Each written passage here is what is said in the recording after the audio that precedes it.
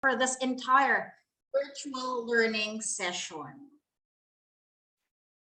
To get a fruitful and productive learning experience out of this session, allow me to discuss our house etiquette and requirements.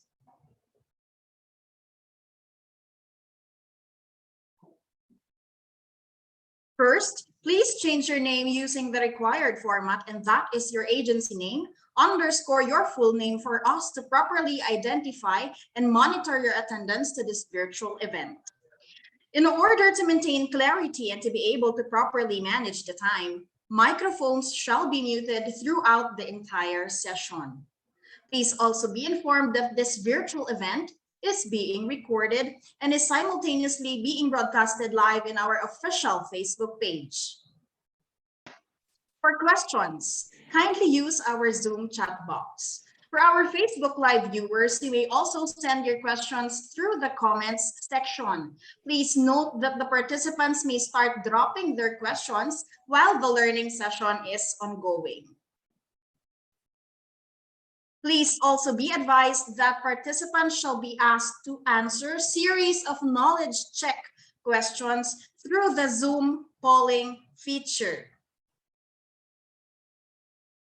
To commemorate this virtual event, participants shall likewise be asked for a group photo towards the end of the program.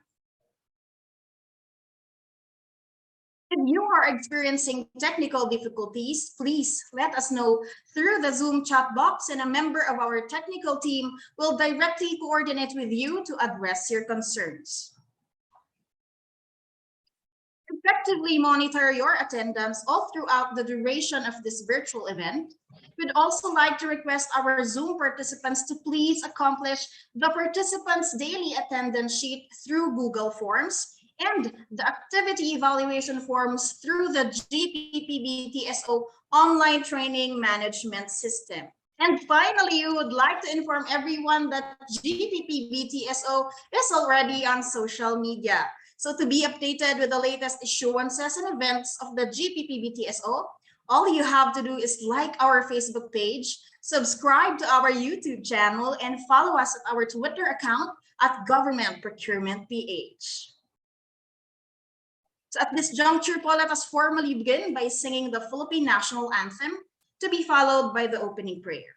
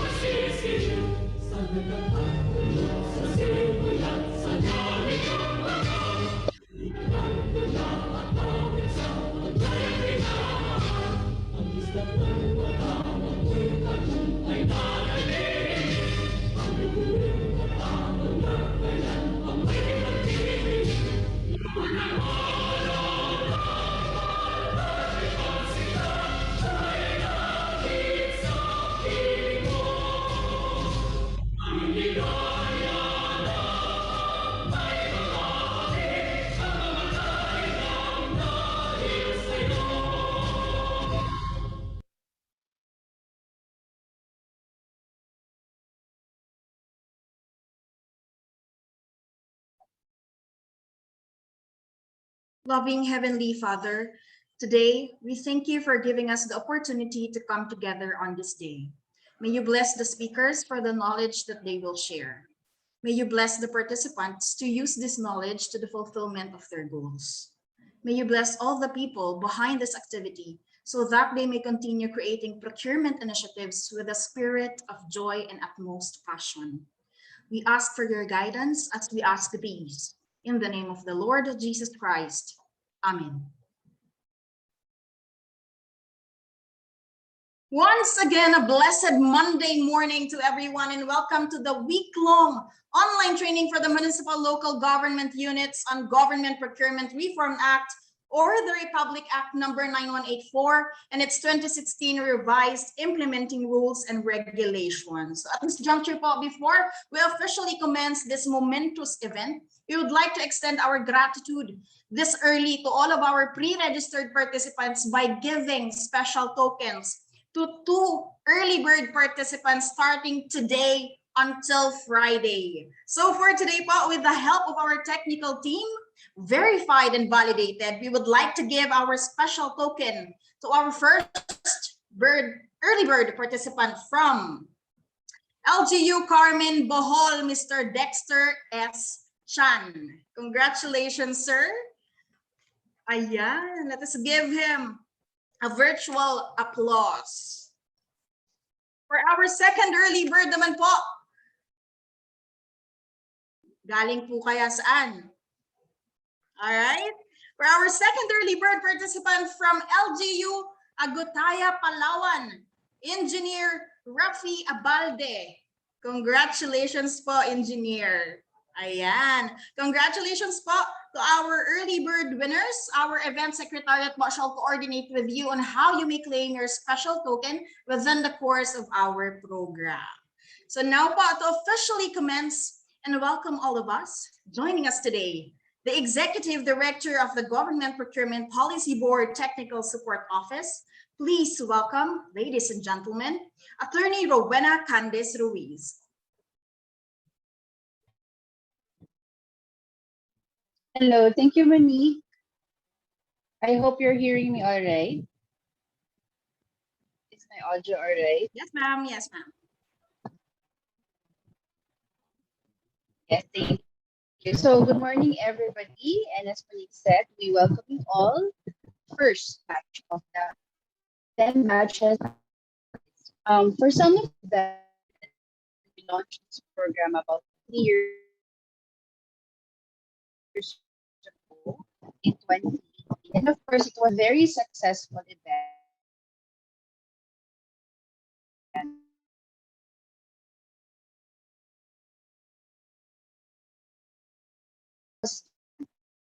It was replicating BTS, but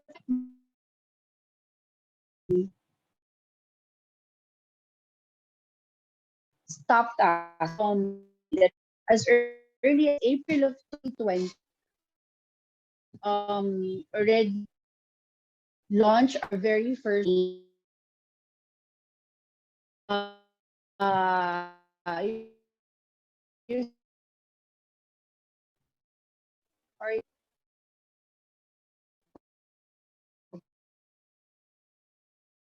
I see from the messages chat box. Okay.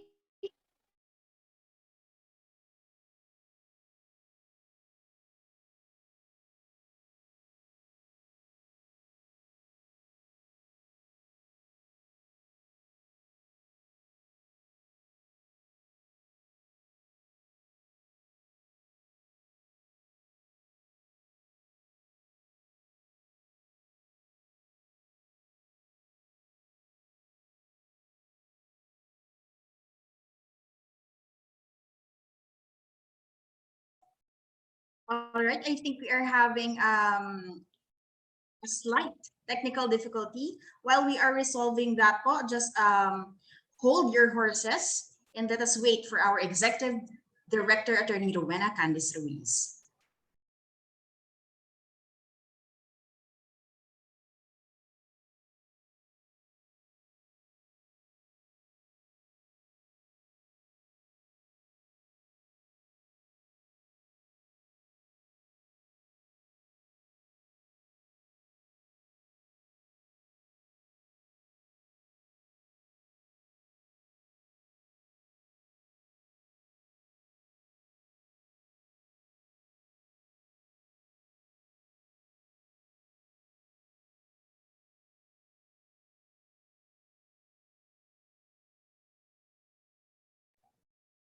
All right, once again, Let us have the Executive Director of the Government Procurement Policy Board Technical Support Office, Executive Director Attorney Rowena Candice Ruiz. Thank you, Monique. So let's have round two. Let's have a take two for this welcoming message. So again, good morning to everybody. Welcome to the first batch of the 10 batches of our online training for MLGUs this year. As some of you might know, we started and we launched this program last 2018, about 2 years ago. It was very successful. It was replicated in 2019, but as we all grapple with the COVID-19 pandemic in 2020, it became difficult not only for the GPPB Technical Support Office, but for the entire government, and for that matter, for the entire world. But that didn't really stop us, particularly our CDD training team. We have really worked towards making sure that we would have business continuity despite the pandemic. That's why as early as in April of 2020, we already launched our first online training on government procurement and other rules and other reforms and measures that we have, the board has implemented and the TSO also has implemented to make sure that we would have business continuity in government procurement. Kaya I'm very, very happy and proud to share with you that as of April, since April rather of last year until June of this year, we've already had 61 online trainings conducted covering 146 institutions all over the country. That would include civil society organizations as well as private sector organizations. We also have already, as of June 30, 2021, around 10,000 participants from our online training. Hindi pa po kayo kasama doon. And because we have also launched last year our social media pages, we've already had more than 250,000, a quarter of a million Facebook views na po on our online trainings posted and broadcasted on Facebook. Kasama din po ang training na ito. We are actually broadcasting this live on Facebook. So for this year, it would be a little bit different because it's online, but it doesn't really mean that the learning would be different or the learning would be minimal, because we want you to be able to really participate as well, in terms of asking questions, in terms of challenging our resource persons. No, with the situations or instances you have in mind, or perhaps you've experienced already in your procurement practice. But what I think would make this year very, very important and critical for MLG use, particularly, is not just because this is going to be online, but because we are all anticipating and preparing for the implementation of the Mandanas ruling. As more government, national government functionalities are devolved to the local government units, particularly to the municipalities, I think it's very imperative for us here at the GPPB Technical Support Office to be there with you, to be able to provide all of the needed support, particularly on capacity development. That's why we have curated all of the sessions for this program so that we can go back to basic, the fundamentals of government procurement, the principles, the important uh, concepts, the processes of bidding, uh, whether it's public bidding, alternative modes, but most importantly, I think what's important is for you to be updated on the many reforms that we have since implemented at the start of this pandemic, which we feel and which we have been listening to our procurement practitioners, which we feel would help, and we would support all of our practitioners in your procurement undertaking. So with that, I wish you all a very exciting week ahead, not only for today, but the rest of the session. And do participate. Monique earlier gave already one of our tokens. So I'm sure there would be several more in the coming days, or perhaps within the day. So just just be on standby and be excited to be looking forward for those opportunities to be given to you. So with that, thank you so much again, and have a great, meaningful week ahead, meaningful week of learning, excitement in learning more about government procurement. So thank you so much. Back to you, Monique.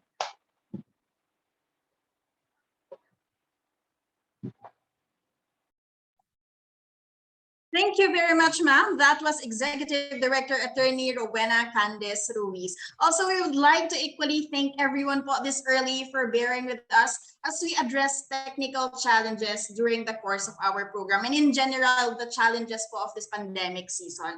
Rest assured that we are exhausting all means to provide you not just an in-depth set of sessions, but a smooth sailing learning sessions as well. Because really, in TSO, hashtag we make things happen. So at this juncture po, before we proceed to the lecture proper, let me have a quick overview of the program of activities that is specifically designed for this week-long online training exclusive for the municipal local government units nationwide.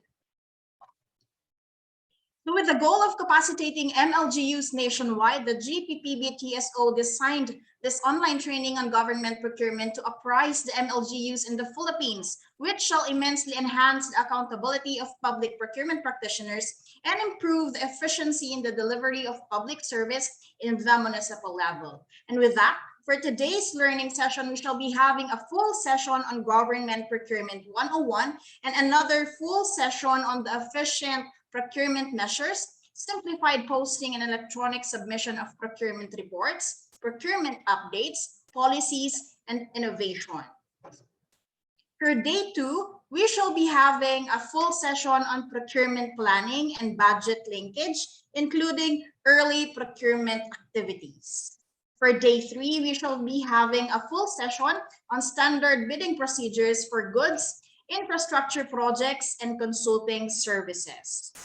For day 4, we shall be having our full session on alternative methods of procurement. While for the 5th and last day, we shall be having 2 full sessions on protest mechanisms and remedies and on blacklisting guidelines, respectively.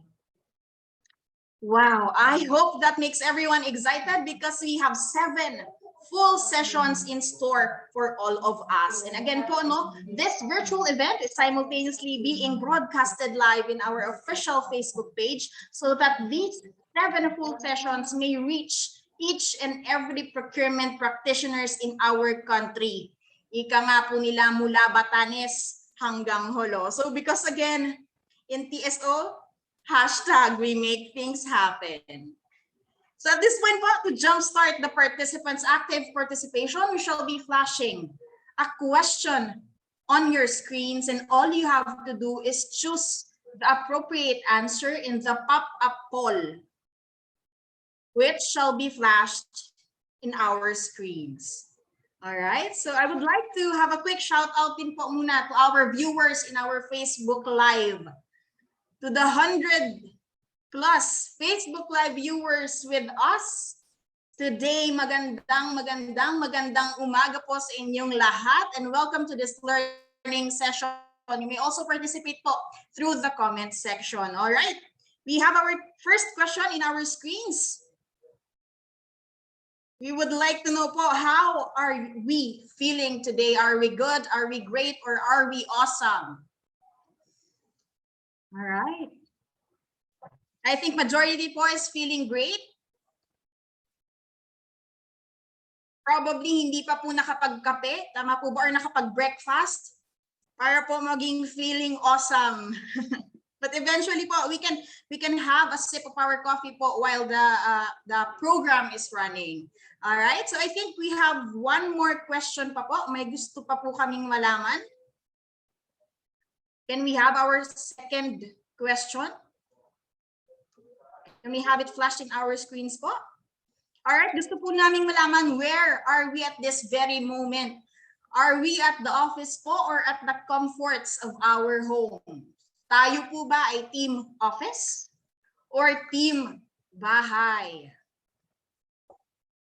Again po, for our Facebook Live viewers, you may participate as well po by dropping your answers in the comment section. All right, I think 97% po are team office. Ayan. So again po, no, for our Zoom participants, if you are experiencing technical challenges, please let us know po by messaging any of the GPPB-TSO Secretariat through the Zoom chat box so that we can assist you. All right, so at this point po, I think we are all ready to go straight ahead with the meat of this virtual event, and that is our lecture proper. And we would like to assure all of you po, no, that we have invited the best of the best GBPB recognized speakers, especially lined up for all of us. So with that, it is with joy to introduce to you this session's resource speaker. Our resource speaker graduated at St. Paul University, Philippines, with a bachelor's degree in accountancy and was a government scholarship grantee under the National Integrated Study Grant Program. In 2007, he took his master's degree in business administration in the same university. Currently, he is a part-time instructor on accounting and taxation in St. Paul University and a member of the Philippine Institute of Certified Public Accountants, Association of CPAs in Education, and Government Association of CPAs.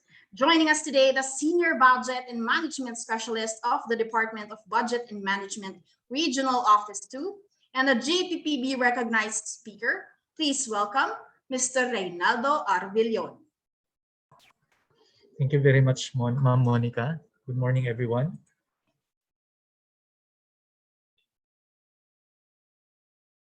Let me share my slide.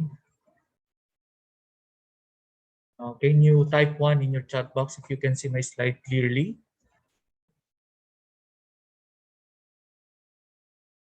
Yan. Okay, so may dalawa pong nag-respond, tatlo. Okay, once again, good morning. We are all 49 in our meeting room. Welcome to our day 1. Ayan, sa mga team office dyan, 97% kasama po ako, and yung 3%, hopefully, nandyan pa po kayo sa harap ng inyong mga monitors. My topic this morning will be Procurement 101. This will be my first topic. Okay, so from time to time, I'll be asking questions. Please correspond or respond through your chat box so that I can validate if you're still in front of your computers or gadgets, considering that I cannot see all of you. Ayan, so para magkaroon po tayo ng interactive discussion. And of course, please feel free to type your questions or issues, concerns sa ating chat box so that we can respond or answer those questions para hindi nyo makalimutan, no? Para masagot po natin pagdating po ng ating open forum. Okay? So ano po yung i-discuss natin dito sa Procurement 101? Kaya po siya tinawag na Procurement 101 because this is the basic of procurement. No? Ano po yung mga basics natin sa procurement? Sabi nila, you cannot solve complicated problems if you do not know your basics. No? Kailangan mag-umpisa tayo doon sa ating 101. Maalala nyo, nung kayo nag-aaral, lahat po ng subjects natin nag-i-start sa 101. Ayan. So ano po yung mga i-discuss natin? No? Objective po natin sa module na to, okay, participants should have developed broader knowledge on the major concepts of the government procurement activities and processes. So you're expected to have a broader concept sa ating procurement. Second, you're all expected to acquire knowledge on how to ensure effectiveness, efficiency, and ethics, when it comes to government procurement operations. Okay, and third, gather uniform interpretations of RA 9184 and its 2016 revised implementing rules and regulations. Okay, so ito po yung ating outline of discussion. Okay, first we'll be discussing the government procurement laws, a little bit of history, sabi nga nila. Tingnan natin kung saan ba nag-umpisa ang ating RA 9184. And then second, we'll be discussing procurement, the Government Procurement Policy Board and its Technical Supports Office, so that we may know, we can maximize the advantages available, information available sa atin, explore po natin ang Government Procurement Policy Board, including its website, which it could be very helpful for all of us. Third, we'll be discussing the principles of public procurement. Yan, ano ba yung mga principles na kailangan natin i-observe? Okay, next we'll be discussing the key concepts of government procurement. Mga maliliit po na details pagdating sa procurement, but it could be a big problem when we were not able to determine them properly. So may mga definition of terms po tayong kailangan tingnan. Okay, fifth, we'll be discussing the scope and application of RA 9184 and its IRR. Okay, how broad, ano ba yung mga transactions natin na hindi covered, ano yung mga transactions natin na covered under the policy. Sixth, we'll be discussing the responsibilities of every individuals playing a role in government procurement. Maalala po natin, no, kapag tayo na-appoint na back members, no, meron po bang mga back members dito sa atin? Paki uh, paki press po yung ating thumbs up button kung kayo po ay back member. Mga back member po ba dito? Ayan. So kailangan din nating malaman kung ano po ba ang responsibilidad ng bawat isa, starting from the head of procuring entity down to the end users, para makita natin kung gaano po kalawak yung ating magiging accountability, including extent po ng ating mga trabaho pagdating sa procurement. And finally, we'll be discussing the legal indemnification packages na provided to Bids and Awards Committee. No? Siyempre, alam po natin na pagdating sa procurement, may mga issues po na pwedeng i-raise din po against sa atin. No? Kung may mga nakasuhan po dito, okay, may mga dinidemanda dahil sa mga procurement functions nila, what are the different indemnification packages that we can be availing, no? In order for us to be compensated din sa mga nagastos natin in defending ourselves in case of any litigation related to our functions. So yun yung ating magiging topic, no, for our first module. No? So sit back, relax, and enjoy, and hopefully you are comfortable in your own places so that kung may mga kape po kayo dyan, magkape po kayo kung kayo po inaantok. Okay, kung may mga issues, concerns, feel free to type them in our chat box. Okay, so let's start. Yan. So let's look back on the history of government laws, no? Yung ating government procurement policy. Okay, our Government Procurement Reform Act was enacted in 2003. Yan. Meron po ba ditong back member na noong 2003 pa? Okay, paki-type po ang number 2 sa inyong chat box kung kayo po ay back member starting 2003, 2004.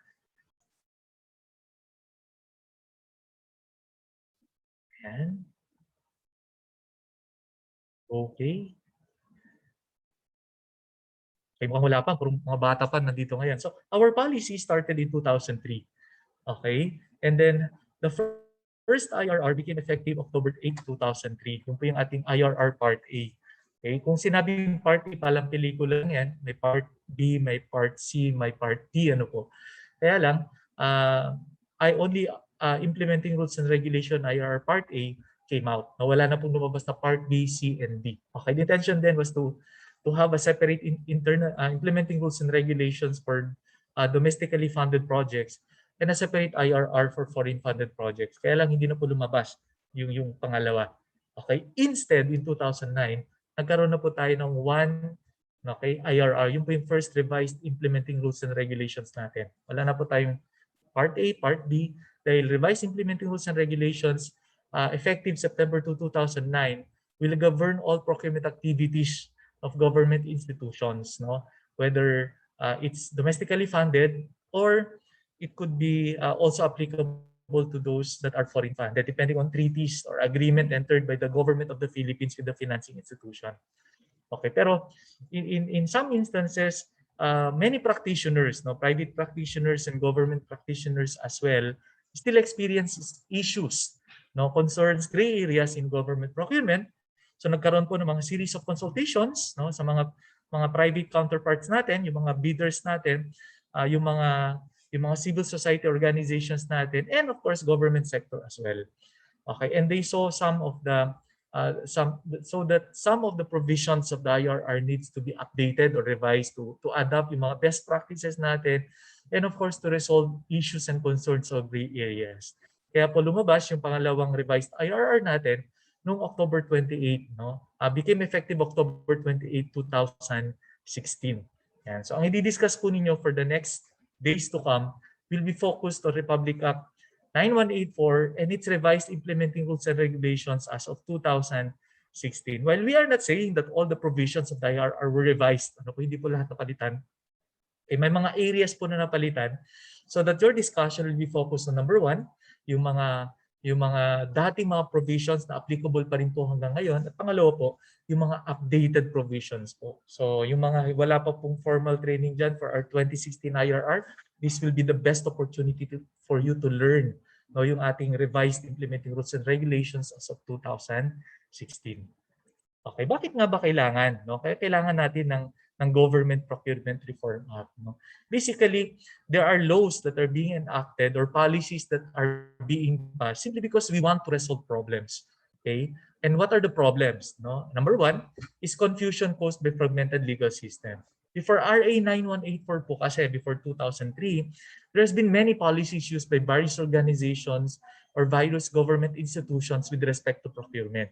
So iba-iba po. Ibang policy ang ginagamit ng local government units, ibang policy ang ginagamit ng mga national government agencies, ibang policies din ang ginagamit ng mga GOCCs, ibang policies ang ginagamit ng government financing institutions. And because of that, okay, there has been confusions on what policies to use. Kasi nga, lahat naman ng mga policies na ito napapublish. Kaya medyo nahirapan pong mag-adapt ang mga government institutions sa dami po ng mga policy ang kailangan nila i-consider. Okay, so anong solusyon dito? Okay, nag-enact po tayo ng Government Procurement Reform Act, no? That's the reason for the word reform in the policy, because we want to reform our government policies, okay, in order to have one set of standards or rules with respect to procurement, regardless of what institution you will be belonging to. Okay, mapa LGU ka man, mapa barangay ka man, mapa national government agency ka man, mapa GFI ka man, mapa GOCC ka man. Okay? Okay? Kailangan mong sumunod, no, sa parehong policy. So pare-pareho na po yung ginagamit natin. Another problem is inconsistent policies, rules, and regulations due to lack of standards. Yun na nga, ano po? Dahil sa dami ng mga policy, inconsistent po yung applications natin. So dati po, pag nag-transfer ka from LGU to a national government agency, samantalang sabihin na natin na pag-aralan mo na yung polisiya ni LGU, pagdating sa national government agency procurement, ibang polisiya na naman na susundin mo. Okay? And then of course, when we read the policy, no, when we read the policy itself, we may have different interpretations as to what is the intention of that policy. O kaya po nag-create po ang RA 9184 and its IRR ng tinatawag natin na Government Procurement Policy Board. Mamaya titignan natin kung ano magtrabaho, ano bang responsibilidad ni Government Procurement Policy Board with respect to procurement. Okay, third, lack of transparency.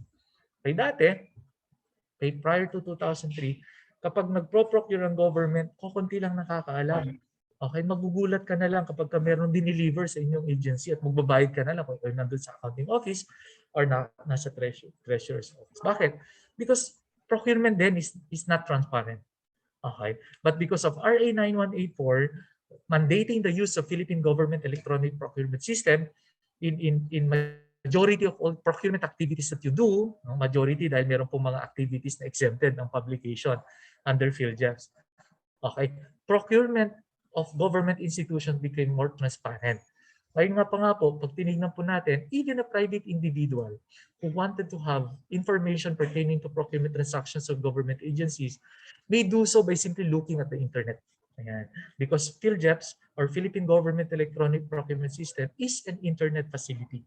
Okay. And finally, lack of check and balance. Okay, dati sabi nila, okay, procurement, especially in the LGU, kung nasa LGU kayo nung araw, okay, sabi nila, no, procurement are being controlled only by few individuals, no, in the institution. Okay, hence there is control in procurement. Yan. So anong ginawa, no? Okay, dahil naging karagdagan po sa transparency requirement ng policy natin, okay, nag-require po ang RA 9184 and the IRR, no, ng participation ng mga civil society organization with respect to our procurement, especially during conduct of public bidding. Kaya nga po, maalala po ninyo, one of the requirements under bidding procedure is that you are required to invite not only one observers, but you are required to invite at least 3 observers, no, at least 3 observers in your public bidding, no, although hindi naman po lahat ng processes, okay, but you are required to invite them 5 calendar days before the conduct of those activities, required to invite, no, observers. Okay, kaya nagiging mas transparent kasi po may mga ibang tao na hindi members ng organization ang nakakikita dun sa ating procurement transactions. Okay? So yun po yung dahilan kung bakit tayo mayroong Government Procurement Reform Act. Okay, so anong purpose ng ating RA 9184? Number one, of course, is to standardize. Standardize the policy, meaning we will be using the same document. Okay, we'll be using the same templates. We'll be using the same processes. We'll be using the same publication requirements. Okay, will be adopting the same policies, rules, and regulations. Okay? Regardless of what government institution you will be belonging to. Okay? Kahit ikaw po ay nasa barangay, pareho na po ang ginagamit mo. Okay? Sa procurement activities na dapat gamitin ng munisipyo, pareho po sila ng barangay, pareho po sila ng probinsya. Okay, so that you can compare notes. And of course, because of this, okay, one party can be able to check whether the activities conducted by other institutions are in order. Kasi nga po, pareho ka po kayo ng ginagamit.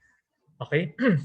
Number 2 is to modernize by adopting technologies such as Philippine Government Electronic Procurement System. At mamaya, dun sa session number 2, makikita ninyo that we even allow procuring entities to adopt online bidding procedure. Meaning, okay, in order to protect our health considerations, may mga para maging safe po tayo, lalo na ngayong pandemic, pwede na rin po tayo mag-adapt ng tinatawag na online bid submission wherein bidders can be able to submit their bids using your email or using a system or a particular module developed by the GPPB. Okay? And not requiring them to be present physically in your offices. Okay? Pag mag-participate ng meetings such as meeting, pwede na pong gawing online katulad ng ginagawa natin ngayon. Okay, using Zoom or any other platforms where online meetings can be conducted. Okay, that is part of the modernization measures being adopted or implemented by our policy. And of course, number 3, to regulate. Okay, to regulate means that oversight committees or oversight institutions have the capability to verify procurement transactions of government agencies without physically going to the agency and looking for documents. Okay, example, the COA can be able to monitor or monitor your procurement transactions without you knowing it. And it's part of the regulatory measures of our procurement. So yun po yung mga intentions kung bakit meron tayong RA 9184 and of course, meron tayong mga updates on the policies.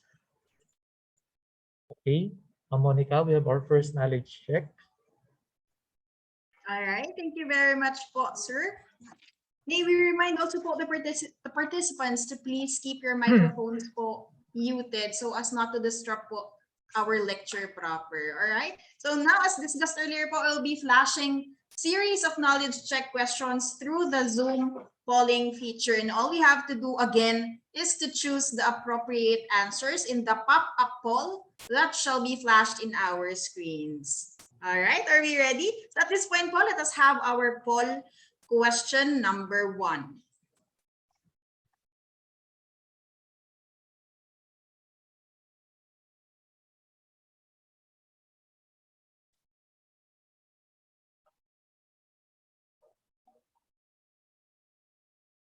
The question is,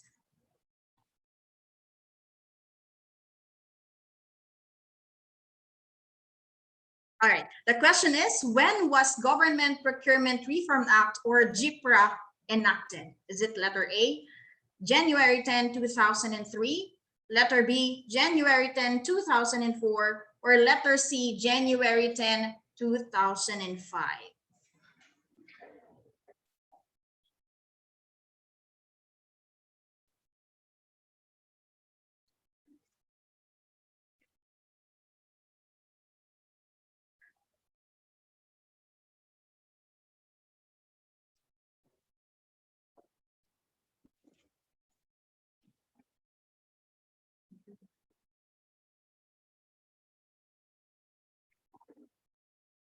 All right, I think we have the majority already.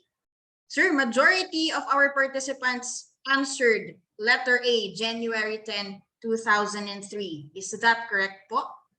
Okay, thank you very much, Monica. So that answer is correct. Ano po? Our Government Procurement Reform Act was enacted in January 10, 2003.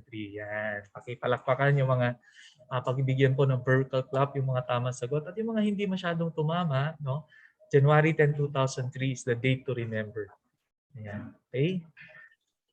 All right, thank you, sir. Let us now proceed po with our lecture proper. Thank you very much, Monica.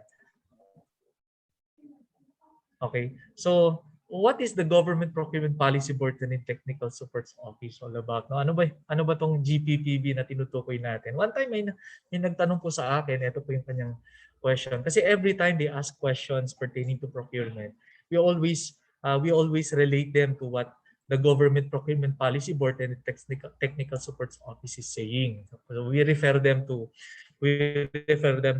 different NPMs issued and mga non-policy matters issued. Ang dami-dami po niyan pag binasa po natin sa ating website. No, one time, meron pong isang tao, isang government agency, no, back member na nagtanong, sabi niya, can we enforce the NPMs issued by the GPPB for the purposes of deciding issues raised against the Bids and Awards Committee during a particular procurement activity?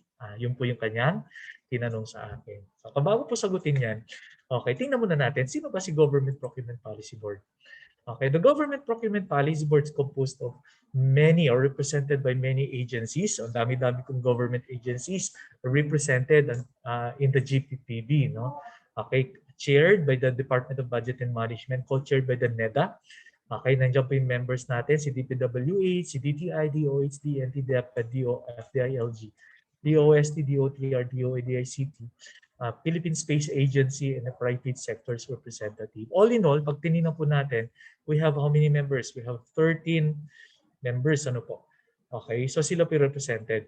Okay, ano po yung magiging function ni GPPB? Number one, first function is policy making. And in policy making, they are responsible, no, of amending the implementing rules and regulations of procurement laws. So they have what we call quasi-legislative function. So if you can observe, no, we have already three evolutions in our implementing rules and regulations. First, we have our IRR Part A. Then we have our revised implementing rules and regulations as of 2009. And we have the second revised internal implementing rules and regulations as of 2016. Okay, if you can observe, we have revised the IRR, but we have not revised RA 9184. Now there are no laws enacting revisions of RA 9184 because we have not revised IRR. Okay, so inamend lang po natin yung ating implementing rules and regulations. Okay, so sino po yung nag-head ng amendment? It's the Government Procurement Policy Board. Okay, another function under policy making is in the preparation of generic procurement manuals and standard bidding documents. I hope you have a copy already of the procurement manuals, and of course you have a copy already of the latest, yung ating 2020 editions ng ating bidding documents. Okay, kasama din po sa policy making. Pangalawa po, capacity development, yung ginagawa po natin ngayon. Okay, the purpose of which is to establish a sustainable training program. Okay, kaya meron po tayong continuous programs na ina-adapt kasi kasama po yan sa responsibility ng ating Government Procurement Policy Board. And number 3, monitoring. Under monitoring function, they want to ensure that the proper implementation of procuring entities of this act, the IRR and all relevant rules, regulations, and public procurement. Kaya pag nakikita po ninyo sa ating calendar, okay, there are several requirements wherein you will be required to upload, submit documents to the Government Procurement Policy Board through GPPTSO and other online applications available. Bakit? Because that's one part of the monitoring. Okay, pag tatanungin niyo, teka, ano bang advantages sa amin pag na-comply namin itong mga requirements na to? Okay, for one, you will be compliance with the mandatory requirements of our A9184 and its IRR. Isa po yun. But of course, number 2, in evaluating performances of government agencies such as grant of performance-based bonuses, such as a requirement for receiving awards, okay, you will be required to submit those requirements. So may effect din po sa atin personally. Okay, sa aming nasa national government agencies, part of our requirement in order us to be granted by performance-based bonuses is for our agency to have complied in the submission of our annual procurement plans, procurement monitoring reports, submission of our updated APPs, and so mandatory po mga yon, no? Conduct of APCPI, yan. So ito po yung mga monitoring policies na in-enforce sa atin. And third, to review the effectiveness of procurement law. Kaya po may mga May mga surveys na kinakandak minsan ng GPPB for us to tell them also, no, to impart, no, our experiences pertaining to procurement purposes, no, para po bumalik. Pag nakita po, ibabalik po yan eh. No, yung mga naging resulta po ng mga monitoring activities na ginawa, this could result into amendment of our IRR or issuance of policies, no, rules and regulations pertaining to procurement. Okay? So, yun po yung dahilan, no, kung bakit meron tayong Government Procurement Policy Board. Okay? So, sino naman po si GPPB Technical Supports Office? No? Si GPPB Technical Supports Office po is another office, no, or bureau, no, under the Department of Budget and Management, okay, providing support, no, in the performance and duties and responsibilities of the GPPB. As you can observe kanina, the GPPB is composed of various departments. Hindi po sila regularly, hindi po sila nag-meet every day yan. No? They have regular meetings, they have special meetings, but they can meet, hindi po, limited lang po yung time nila to meet. So kailangan po nila na magkaroon ng permanent office to support them, and that is GPPB-TSO. Okay? So GPPB-TSO is helping them in spearheading the implementation of public procurement reforms initiatives of the Philippines. So sila po yung nagiging head natin when it comes to implementation of our procurement policies and initiatives. So ano pong function ni GPPB-TSO? Number one, they help the GPPB in the development of standard bidding documents and form. Ayan, so sila po yung nagkakandak ng mga technical meetings, technical activities para po ma-develop ang isang bidding document. Number two, they also help the GPPB in the development of procurement manuals. Okay, they also recommend policies, no? And rule drafting. Yan. So yung mga sumusulat po sa GPPB, concerns, issues, queries, tinutulungan po sila ni GPPB-TSO, no? Para mag-rule dun sa mga issues niyon. Okay, third, they act also secretariat function when the GPPB is conducting meetings. Okay, they also help the GPPB in the evaluation of government procurement systems.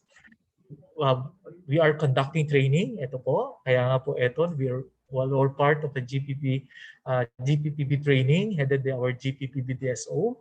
Okay. They are helping the GPPB also in the monitoring of compliances for procurement activities by procuring entities. Yan. So, kaya nga po pag nag-email kayo, ang ginagamit na address ay GPPB-TSO address. Okay. And also, they monitor the effectiveness of government electronic procurement system for the purposes of making enhancement if needed. Okay. So, yan po yung function ng ating GPPB-TSO. Okay. So, meron po tayong website. Ayan po. Kindly visit the website of the GPPB. Okay. So, ang website po natin ay www.gppb.gov.ph. Okay. Sa website natin, makikita po natin yung GPPB online portal. No? Mamaya, i-discuss po natin how to use this GPPB online portal. Makikita din po natin dito yung online blacklisting portal. If you will be blacklisting bidders, contractors, suppliers, consultants, ito po yung portal na kailangan natin gamitin.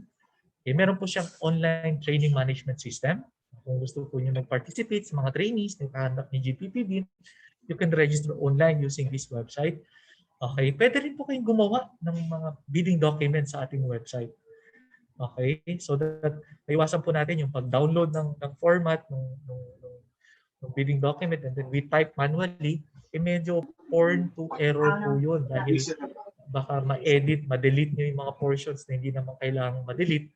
Okay, using this PBD builder, pwede na po kayong mag-create ng yung Philippine bidding documents for specific procurement na lesser po yung possibility of committing error. Okay, dito rin po tayo nagsasubmit at makikita po natin yung mga annual procurement plan being submitted. Okay, dito rin po tayo nagsasubmit ng mga procurement monitoring reports at makikita po natin yung mga list of government agencies who have submitted their APPs and PMRs. And of course, it provides references, no, for procurement transactions natin. No? Diyan po nakapublish yung ating mga resolutions, yung mga circulars, yung policy natin mismo, yung RA 918 for any IRR, the bidding documents, pwede po tayong mag-download, prescribed forms and others. So kung may mga issues and concerns kayo sa procurement, by simply looking into our website, makikita po natin, baka nandun po yung mga kasagutan sa mga problema natin. Okay, dahil kasama din po dito yung mga frequently asked questions. Baka nandiyan po yung mga issues and concerns natin. So pwede na po natin i-visit yung website na yun. Kung ikaw ay back member, back secretary at TWG, okay, dapat ang lagi mong binibisitang website ay ang ating GPPB website. Malaking tulong po ito sa atin. Okay, so what are the principles of public procurement that we need to require? Ay, yung tanong ko nga pala kanina, no? Okay, pwede ba naming gamitin? No, pwede ba naming gamitin yung aming ah, NPM, no? NPM ng ating GPPB to resolve issues and concerns? Ang sagot dyan ay yes. Bakit ganoon? Bakit pwedeng gamitin? Opinion lang po siya. Because the GPPB has the quasi-judicial function. They are the one drafting our IRR. Sabi nga nila, if you have confusion on how to interpret provisions of the IRR, you go back to the intent of the policy. And whose intent is that? Of course, the intent of the government represented by the Government Procurement Policy Board. So the opinions provided under our NPMs are interpretations of the provisions of the IRR. And who is the best office to interpret them? It should be the GPPB. Yan. Kaya pwede po natin gamitin yun in deciding our, kung may mga problema tayo at nakita po natin sa ating NPM, yung sagot, pwede po natin gamitin yan as basis. Okay? Ayan. So what are the principles of public procurement? Minsan may lumapit sa akin, no? Dito sa office, dito sa Region 2. No? Nakita ko po maraming mga taga-Region 2 dito. Okay? Thumbs up yung mga taga-Region 2 na participants natin ngayon. Okay? Ayan. Okay, and of course, yung mga participants natin from Visayas and Mindanao, welcome po. Okay. Broadcasting to you live from Tuguegarao City. Okay. So what are the principles? Ang problema nung lumapit sa akin, sabi niya, sir, nakareceive po kasi kami ng sulat. No? Anong sulat yan? Ang sulat po ay galing sa Office of the Ombudsman. O syempre, pagka sulat galing sa Office of the Ombudsman, hindi po yung madaling sulat. Ano po?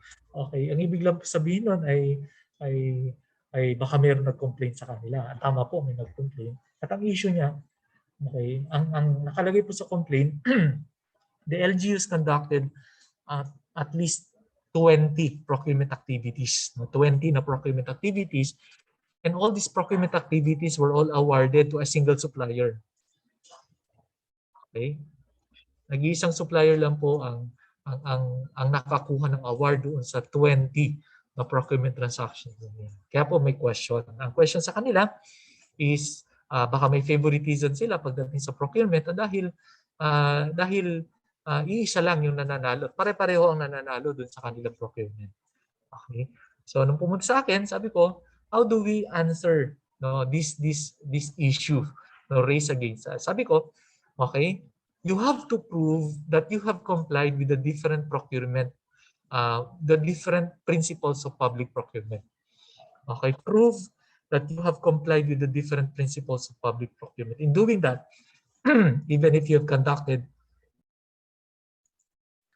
20 or more than 20 procurement transactions, awarding it to an individual or the same supplier doesn't mean that you have violated the procurement policy. Prove the compliance to the different principles.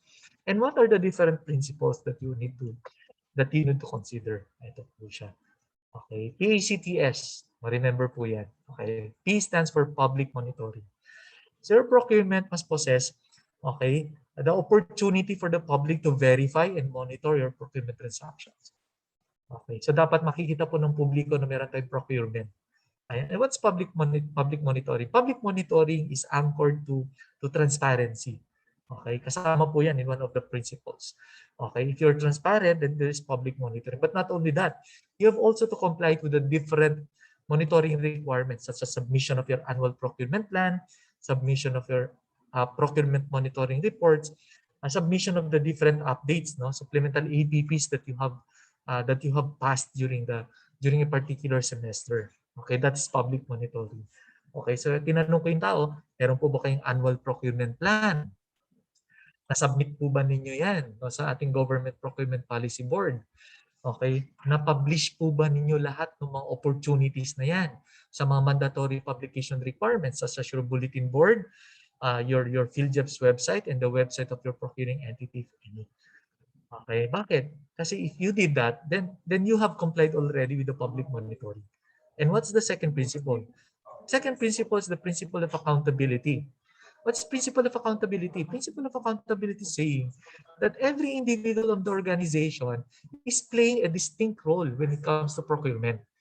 Okay, so that procurement is not only the work of a single office or a single individual in your offices.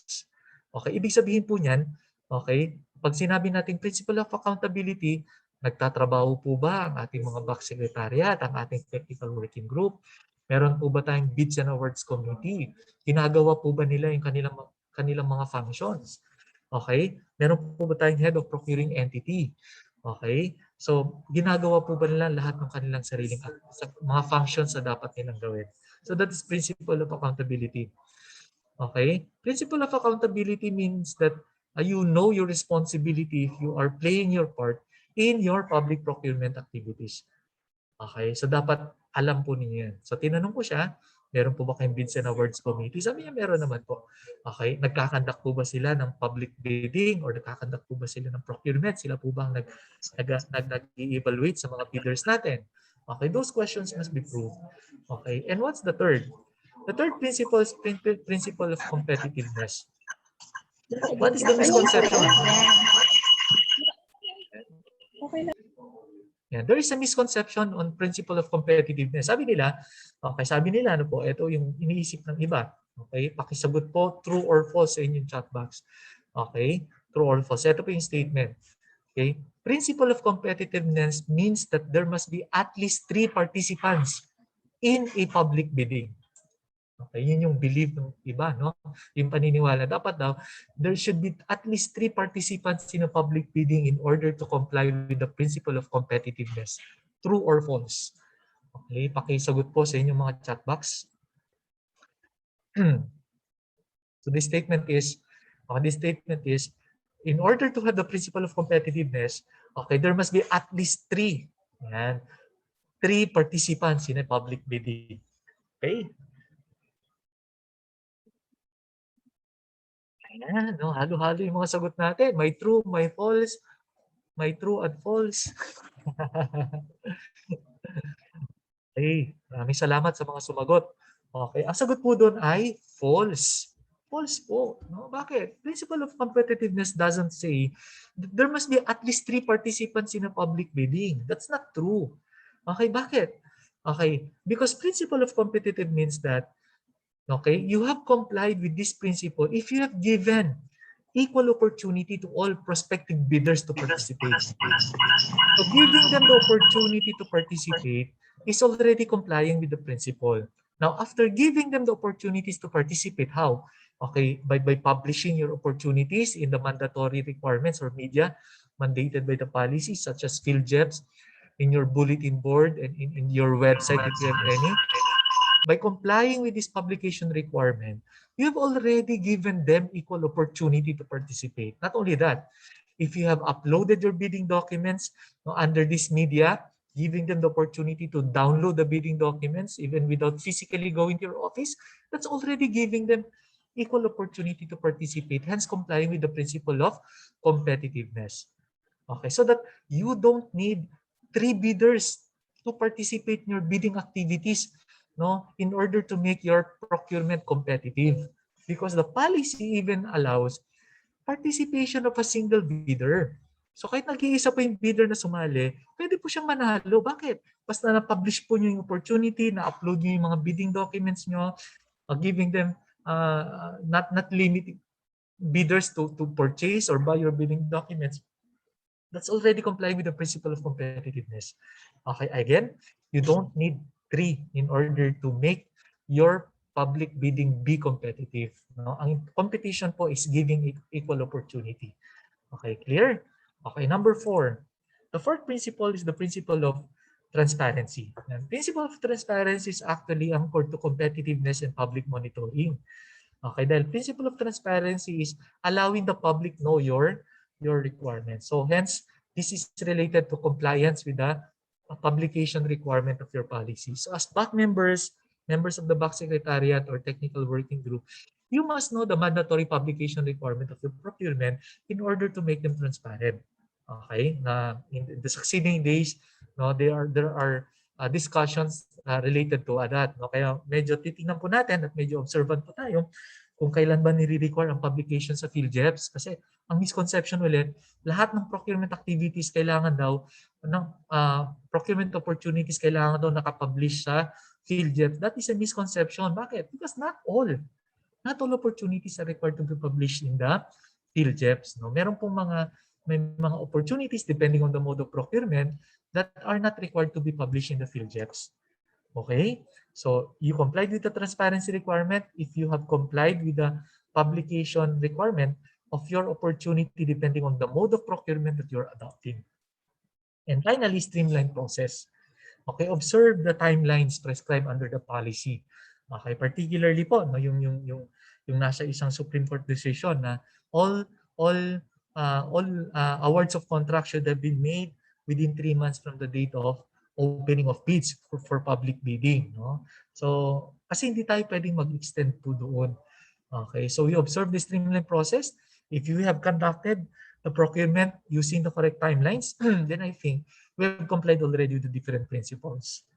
Ayan. So sabi ko, doon sa lumapit sa akin, sabi ko, if you can be able to prove compliance with these 5 principles, I think you don't have any problem with regard to the complaints filed against you. Just prove that you have complied with the different requirements.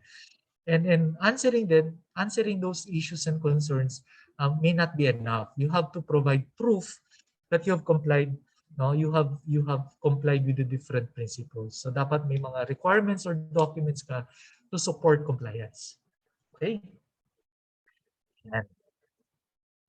Monica, another knowledge check tayo.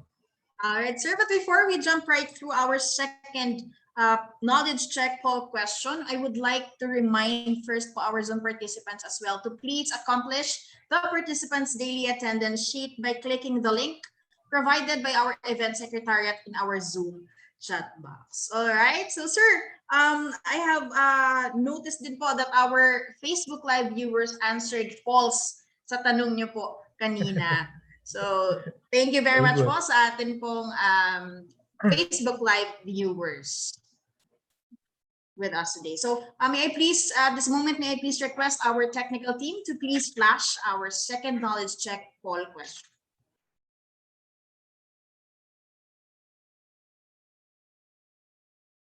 All right, the question is, GPPB TSO provides support in the performance of the duties and responsibilities of GPPB, particularly in spearheading the implementation of public procurement reform initiatives in the Philippines. Is this true or false?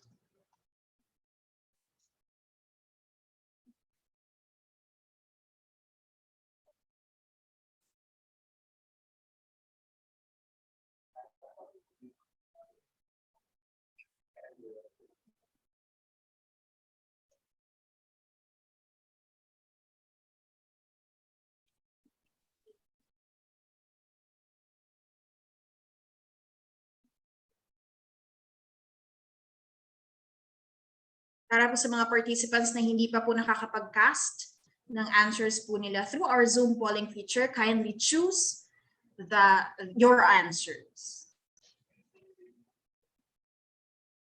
All right, so I think we have the majority.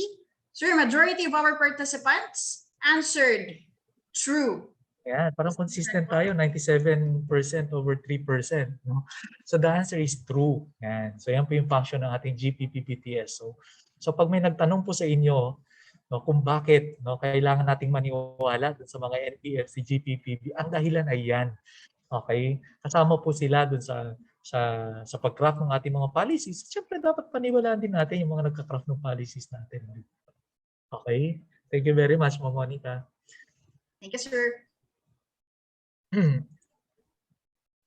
Okay, so ano may mga concepts na kailangan nating tandaan when it comes to procurement? These are simple concepts but very vital when it comes to decision making. Okay, tingnan po natin kung ano mo yun. Number 1, alam po natin dapat kung ano ang procurement. Bakit? Because this would answer whether we can use RA 9184 in doing the processes or policies. Maraming tumatawag. Actually, numerous number of times may tumawag po dito sa office. Ang tanong po niya, okay, kapag nagbenta po ba kami ng mga properties namin na hindi na namin ginagamit. Okay, anong kailangan po ba namin i-publish ito sa PhilJeps? Yun yung tanong nila. Okay, so what do you think? Okay, 1, kung kailangan. 2, kung hindi kailangan. Okay, sagot po tayo sa ating chat box. Okay, kung kami po ay magdi-dispose ng ating mga unserviceable properties, okay, kailangan po ba itong dumaan sa PhilJeps? Yes or no? Okay, yun po yung tanong. Ang sagot po dyan ay, what do you think?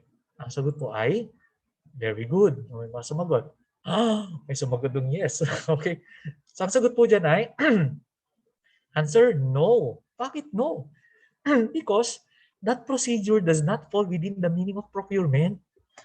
Okay, dahil hindi po siya procurement, hindi po siya gagamit ng RA 9184. At dahil ang PhilJeps po ay ginagamit lang under RA 9184, therefore, the disposal of unserviceable properties is not required to be published in the PhilJeps. Okay? Actually, PhilJeps do not even have any features of publishing bidding activities related to disposal of properties. Yan. Bakit? Kasi nga po, ang disposal is not a procurement. Okay, right? Makikita po natin yung analogy. Bakit? Ano bang procurement? Procurement refer to acquisition. When we purchase goods. No? Pag bumili po tayo ng goods, procurement po yan. Pero pag tayo nagbenta ng goods, selling is not acquisition. Therefore, it should not be used, no? It should not be conducted using policies under RA 9184. Okay? So procurement refers to acquisition of goods, consulting services, and the contracting of infrastructure projects by procuring entities, whether it's procurement of goods, consulting services, infrastructure facilities or projects, or lease of goods on real properties. Okay? The word acquisition, however, the word acquisition requires two conditions. Bago natin ma-consider na acquisition yan, or procurement yan, or purchase yan, there are two conditions that you need to comply. Ano yan? Number 1, okay, the services or goods or the products should emanate outside the procuring entity. So dapat manggagaling to outside the procuring entity. Okay, so halimbawa, kailangan natin ng gagawa ng isang activity, no? isang services sa ating opisina, at ang ginawa natin, tinap natin isang empleyado ng ating office to do the activity, no? To do the activity or the services required under that policy. Will that be considered procurement? Answer, no. Bakit? Because the services do not come outside the organization. It came within the organization. So then nanggaling within the organization, that's not the procurement transaction. Okay, that's the first requirement. And the second requirement is that it should involve disbursement of government funds. It should involve disbursement of government funds. Ibig sabihin, pag may nagbigay po ng sasakyan sa procuring entity, yan, galing outside the organization. Kaya lang hindi naman tayo siningil. No, libre niyang ibinigay yung sasakyan sa atin. Will that be considered a procurement transaction? No. Bakit? Because no government funds were disbursed. Okay? So yun po yung dalawang requirement in order to consider a transaction to be a procurement transaction. Okay, clear? May nagtanong ulit. Sabi ng isang LGU, paano po kapag merong private organization or private institution na nagbigay ng pera sa munisipyo for the purposes of establishing or constructing a project? Question, will that be a procurement transaction? Is the construction be considered part of the procurement transaction? We go back to the two requisites of a procurement. Number 1, okay, yung infrastructure project ba ay manggagaling outside the organization? Yes. Okay, number 2 ba? Is there a disbursement of government fund? Yan ang tanong. Okay, probably, no, baka wala. Kasi nanggaling naman sa private yung tao, hindi naman galing sa pondo. Ang sagot po doon ay, meron pa rin. Bakit meron pa rin? Eh, nanggaling naman sa private. Dahil, once the money of the private person were received by the government institution, it becomes fund of the government agency already. Remember, kaya po tayo nagkakaroon tinatawag na trust fund. Okay, trust fund are fund entrusted to us, whether it came from other government institutions or private organizations, because we have received the fund or the money, it was entrusted to us. Any disbursement of such fund, trust fund is still government fund, should undertake government procurement. Okay, clear? Okay. Yeah. Number 2, what are goods? Teka, ang dali namang tanong yan, sir. Bakit mo kailangan tanungin ng what are goods? Kung ano po yung goods na binibili. Pero marami pong nagkakaroon ng confusion kung goods nga ba ang binibili nila o hindi. Especially if the project or the product is a combination of various type of procurement, goods and infra, goods and consulting, infra and consulting, consulting or goods. Okay? Pwede kasing ganun ang combination. Okay, so we need to identify also the definition. Goods refers to all items, supplies, materials, and general support services, except those considered as consulting or infrastructure projects, which may be needed in the transaction of public business or government equipment, such as government undertakings, such as equipment, furniture, stationery, materials for construction.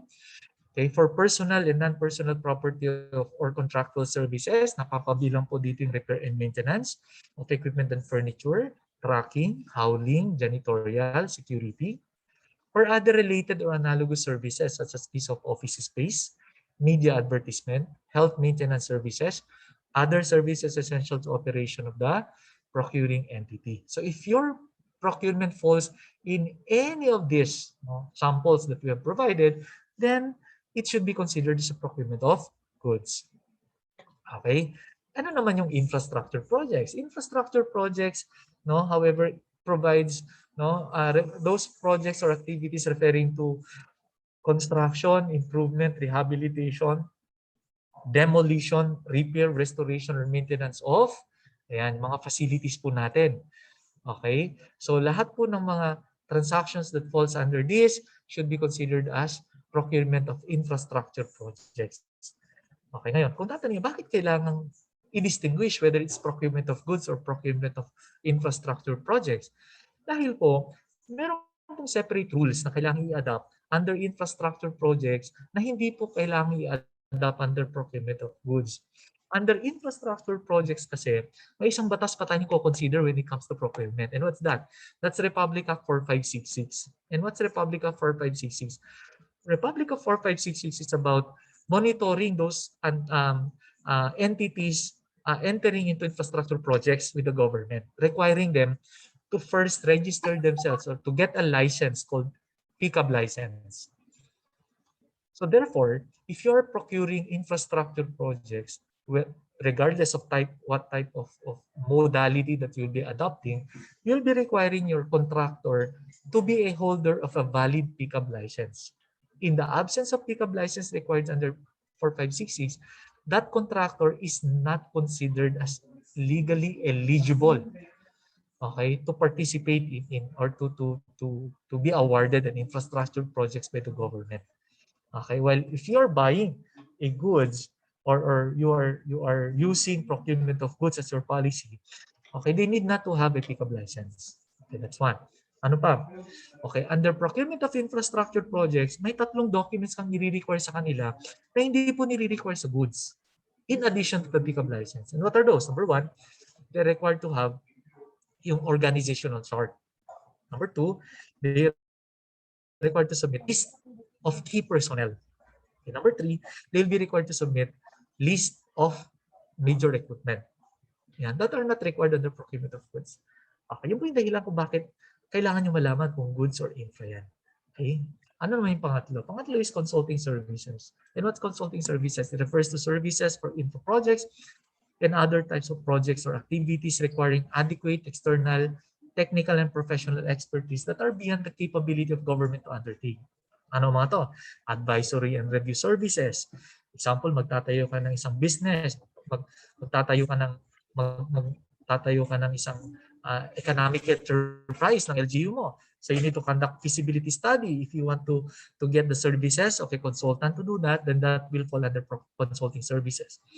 Okay, if you will be outsourcing your design, your construction service supervision, yung management services mo, including other technical services or studies, then that would fall under consulting services. Na, kung tatanungin sa akin, bakit kailangan ulit namin malaman kung consulting services yan?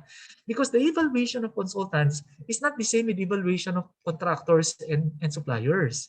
Sa consultants, okay, the determination of quality of products or services that we'll be providing will depend on the quality of the consultant providing the services. Kaya ang ini-evaluate natin dito ay yung quality ng consultant.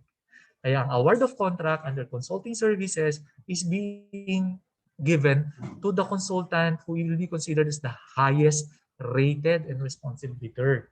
Unlike for goods and infrastructure projects, the award of contract is being made to the lowest calculated and responsive bidder. And you see the difference? Kaya kailangan nyo malaman kung ano ba yung binibili nyo, goods, okay, infra or consulting services. Okay, may nagtanong ulit, sabi niya, paano sir kung pinaghalo? No? May goods siya at meron siyang infra at the same time. Example, bibili sila ng air conditioning unit, pero sa air conditioning unit, magre-require sila ng installation. And the installation would require modification of the building kasi bubutasan nila yung dingding para magkaroon po ng para magkaroon ng uh, para magkaroon ng um, para magkaroon po sila ng area or space para i-install yung kanilang air conditioning unit. Okay? Okay? So, yung pagbili po ng air conditioning unit falls under procurement of goods. Whereas, yung installation may be considered an infrastructure project. Ngayon ang problema, kaya masusundin namin goods or infra kung combination siya. Okay, sabi po ng Government Procurement Policy Board natin, in many of the NPMs that they issued, okay, the procuring entity has the prerogative being in the best position to determine the objective in the procurement. They should decide on what procurement policy that they will be adopting. Okay, so they will choose between goods and infra depending on their intention. Kung ang intention mo ay bilhin yung air conditioning unit, accidental lang na merong installation at modification ng building mo para magamit mo yon, then your intention is the air conditioning unit, then you can use the procurement entirely as a procurement of goods. Pero kung intention mo ay yung butas ng building, okay, at hindi yung air conditioning unit, secondary lang, no, accessory lang yung air conditioning unit para may tapal ka dun sa butas na gagawin mo, then you may use infrastructure projects. Ayan. So, piliin po niyo kung anong primary or ultimate objective ng inyong procurement. So, dapat pag-aralan po ninyo yung advantages and disadvantages in using any of the modes or type of procurement that we will be having. Okay? Ayan. So ano yung mga concepts na kailangan natin tandaan? Sinabi ko na kanina, when it comes to consulting services, the award of contract will be done to the highest rated and responsive bidder. Okay, remember also that procurement transactions must be transparent. Okay, we remember also that competitive bidding is the primary mode of procurement, and alternative methods of procurement can only be adopted under highly exceptional cases. Okay, okay. We conduct eligibility checking. Remember that all awards of contract should not be more than approved budget for the contract.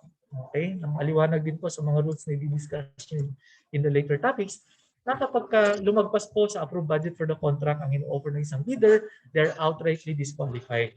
Remember that the evaluation must be conducted under non-discretionary pass-fail criteria. Okay? Ang evaluation lang po natin ay kung ano yung nakasulat, sa ating mga rules and regulations, sa ating terms of reference, sa ating bidding documents, sa ating request for price quotations or canvas. Okay, award of contract for goods and infrastructure projects will only be for those considered as lowest calculated and responsive bidder. So by now, siguro naintindihan na natin that award of contract is not automatically made to the lowest calculated bidder. Pag lowest bidder, nanalo na siya, that's not true. That's entirely misconception.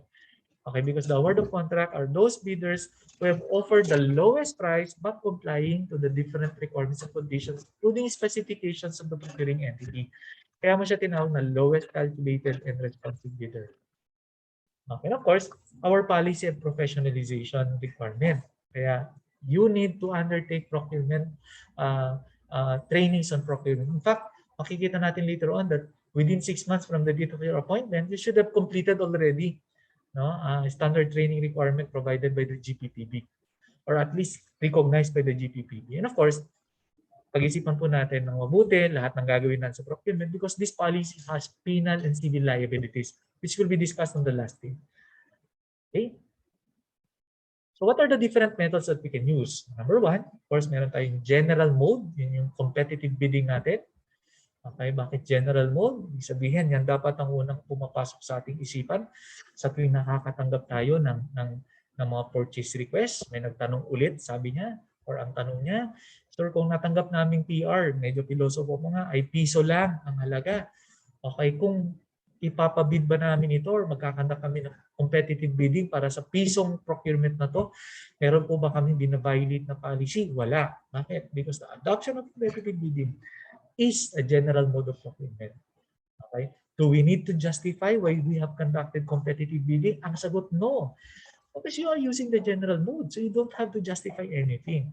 However, if you are using the alternative methods of procurement, such as limited source bidding, direct contracting, repeat order, shopping, and negotiated procurement, the first paragraph of your resolution recommending these modes of procurement should justify why competitive bidding cannot be pursued. Yes. Kung alternative method ang gagamitin mo, you need to justify why you cannot adopt competitive bidding for that procurement. Okay, kaya dapat tandaan din natin yung mga conditions prescribed. And you will have another discussion or module for that. Ano po? Okay? Yeah. So, ulitin ko, no? Alternative method of procurement can only be adopted under highly exceptional cases to promote economy and efficiency and justified by conditions provided by the RA 9184 and its implementing rules and regulations, including any resolutions issued, no, for alternative methods of procurement. Kaya dapat, if you're a back member, you have to read these resolutions then. Okay, para makita mo din kung ano yung mga additional conditions or amendment to the different conditions prescribed under the IRR. Okay, nagbabasa po ba kayo ng mga resolutions ni GPPB? Kindly type your chat box yes kung nagbabasa, no kapag hindi. Yan.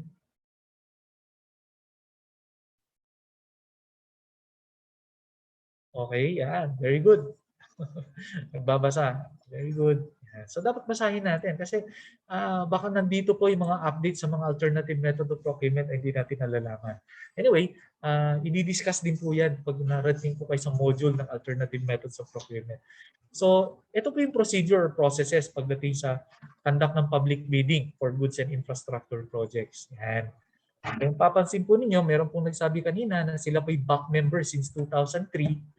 Itong proseso po na to for procurement of goods is the same all throughout. Since 2003, pareho po yan. Pero pagdating po sa infra, nagbago po ng konti. No? Kasi nag-change po. Sa infra po natin noong 2003, gumagamit po siya ng two-stage bidding procedure. Okay? Pero noong 2009, nagbago po. No? Naging consistent na po siya sa ating goods.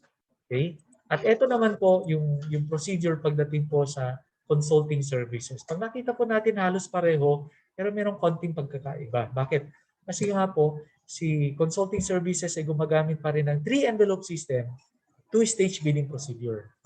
Okay, while si goods and infra, gumagamit po sila ng 2-envelope system, single-stage bidding procedure. Anong ibig sabihin ng 2-envelope system? Dalawang set po ng documents ang i-require na i-submit. Eligibility and technical proposal, first envelope, and the financial proposal, second envelope. Pero pagdating sa infra, 3-envelope system, kasi hiwa-hiwalay po yung technical, hiwalay po yung eligibility documents, okay? Hiwalay din po yung technical proposal at hiwalay din po yung financial proposal.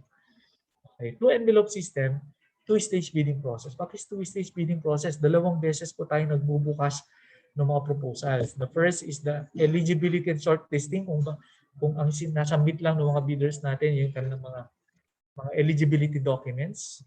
Yan po yan. Okay, tapos nagkakandak na tayo ng private conference. After the private conference, mga pumasa po sa mga eligibility check and shortlisting na kinandak natin, sila lang po pwede mag-submit ng bid proposals.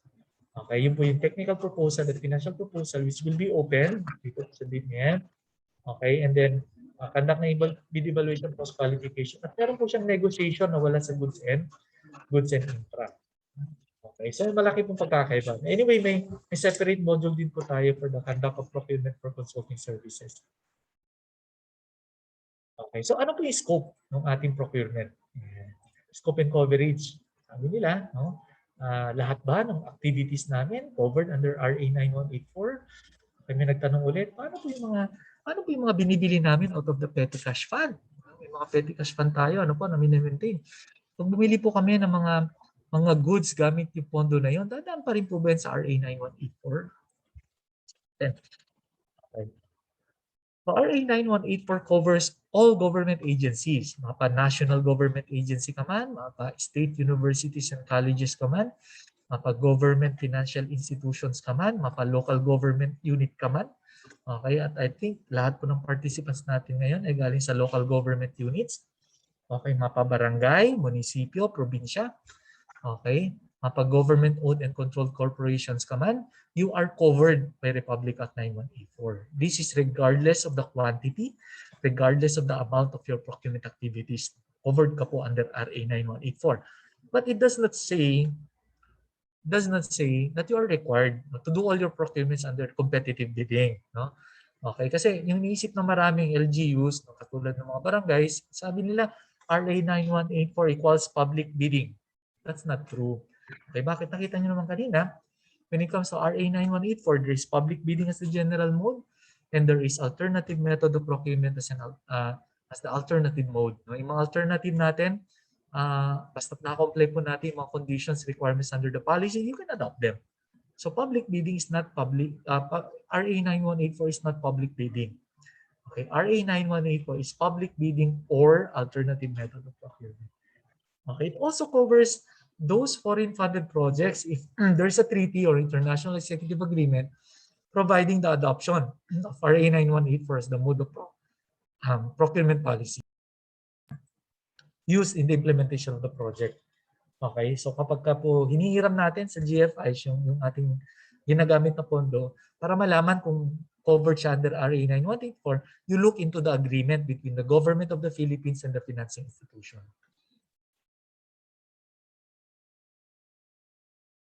Ayan.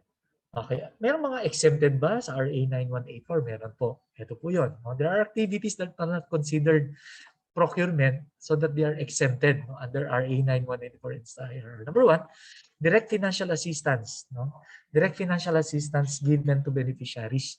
So example, kapag kayo magdi-distribute ng tinatawag natin na assistance to indigent and indigent community members natin.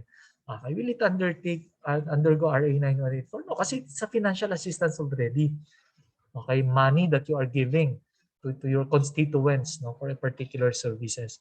Okay, hindi na po yung RA 9184. Pero may nagtanong minsan, paano kapag gamot?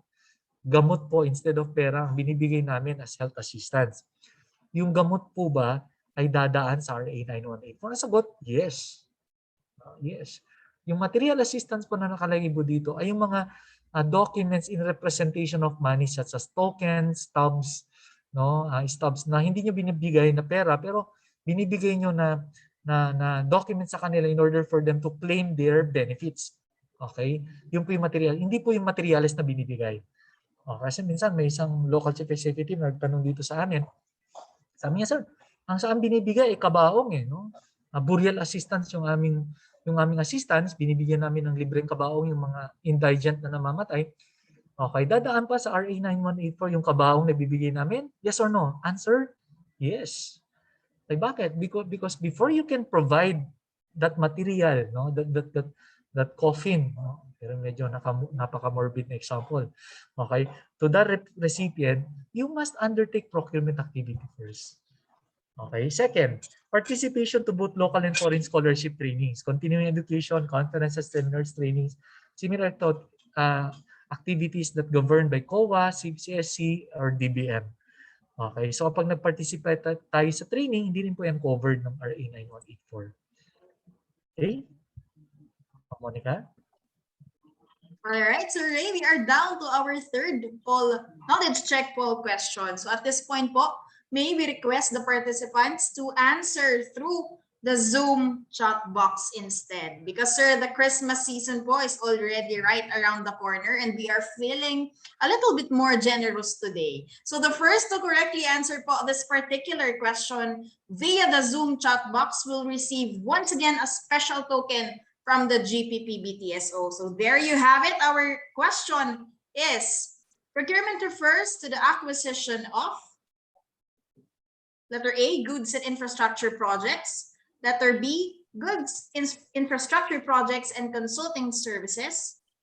Letter C, goods, infrastructure projects, consulting services, and lease of goods and real estate.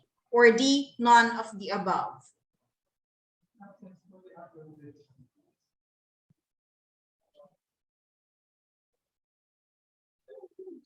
May I remind the participants po to answer this question through the Zoom chat box, because the first to correctly answer this question will receive a special token from us.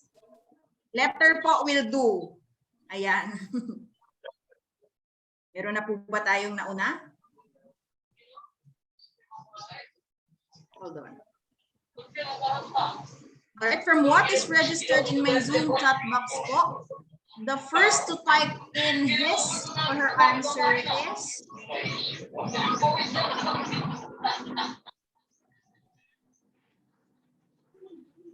from MLGU Cabusao. His answer po is yes. Hold on. Okay, please ask for the assistance of our activity secretariat to please let us know the full name of, I can quite see po, the full name of our first participant po to answer the question. All right, the first participant to answer po the question is from LGU Opol, Miss Ethel Reyes, and her answer po is letter C.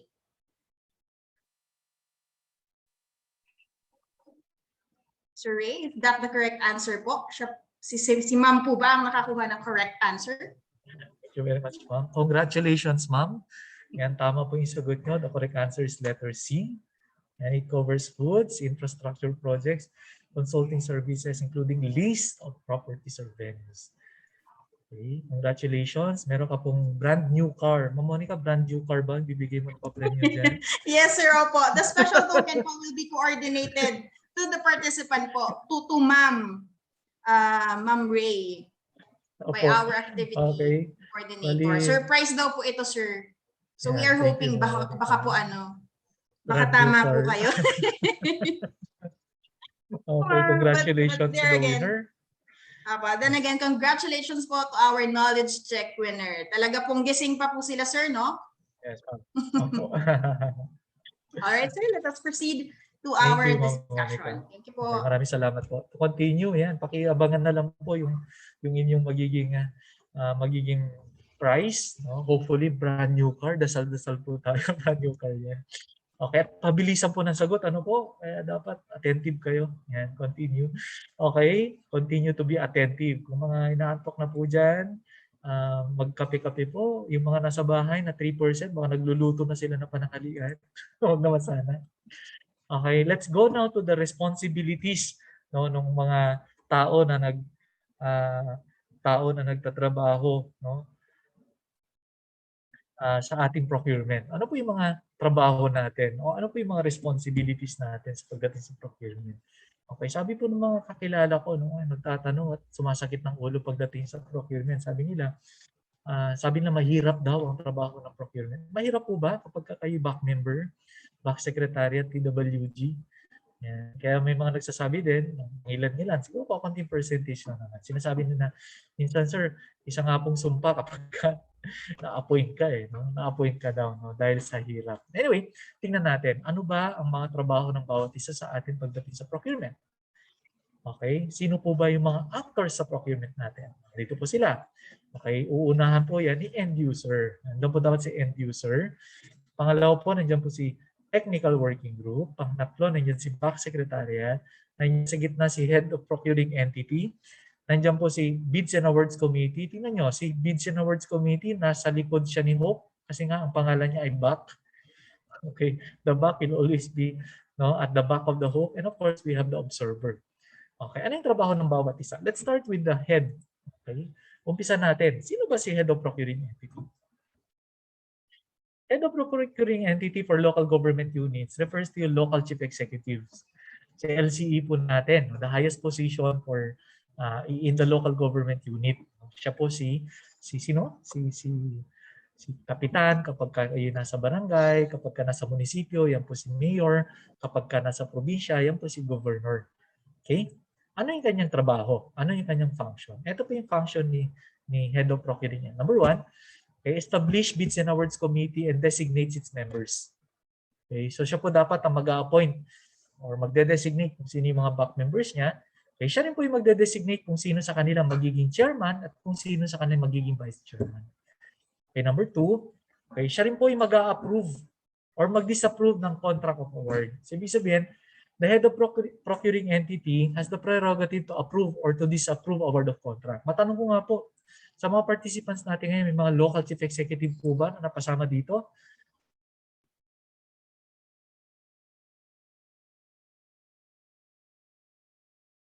Okay. Ayan. Okay, parang wala. Okay. So sila po yung mag-a-approve o mag-disapprove ng award of contract. Kung sila po yung mag-disapprove ng contract, hindi po to absolute. It doesn't mean that they have the responsibility to disapprove contract. They can just disapprove award of contract without any valid reason. Okay, meron din po dapat silang valid reason to disapprove award of contract. And as provided our IRR, ang pwede lang pong dahilan na pwede niyang gamitin kapag siya po yung magdi-disapprove ng contract is Section 41 of the IRR. Ano yung Section 41 na yun? Okay? Ano yung Section 41? Later on, mapapag-aralan din po niyo sa succeeding presentations, pero babanggitin na po natin. That the head of procuring entity can only disapprove recommendation for award of contract under Section 41 if, number 1, na-discover po niya that there's a prima facie evidence of collusion.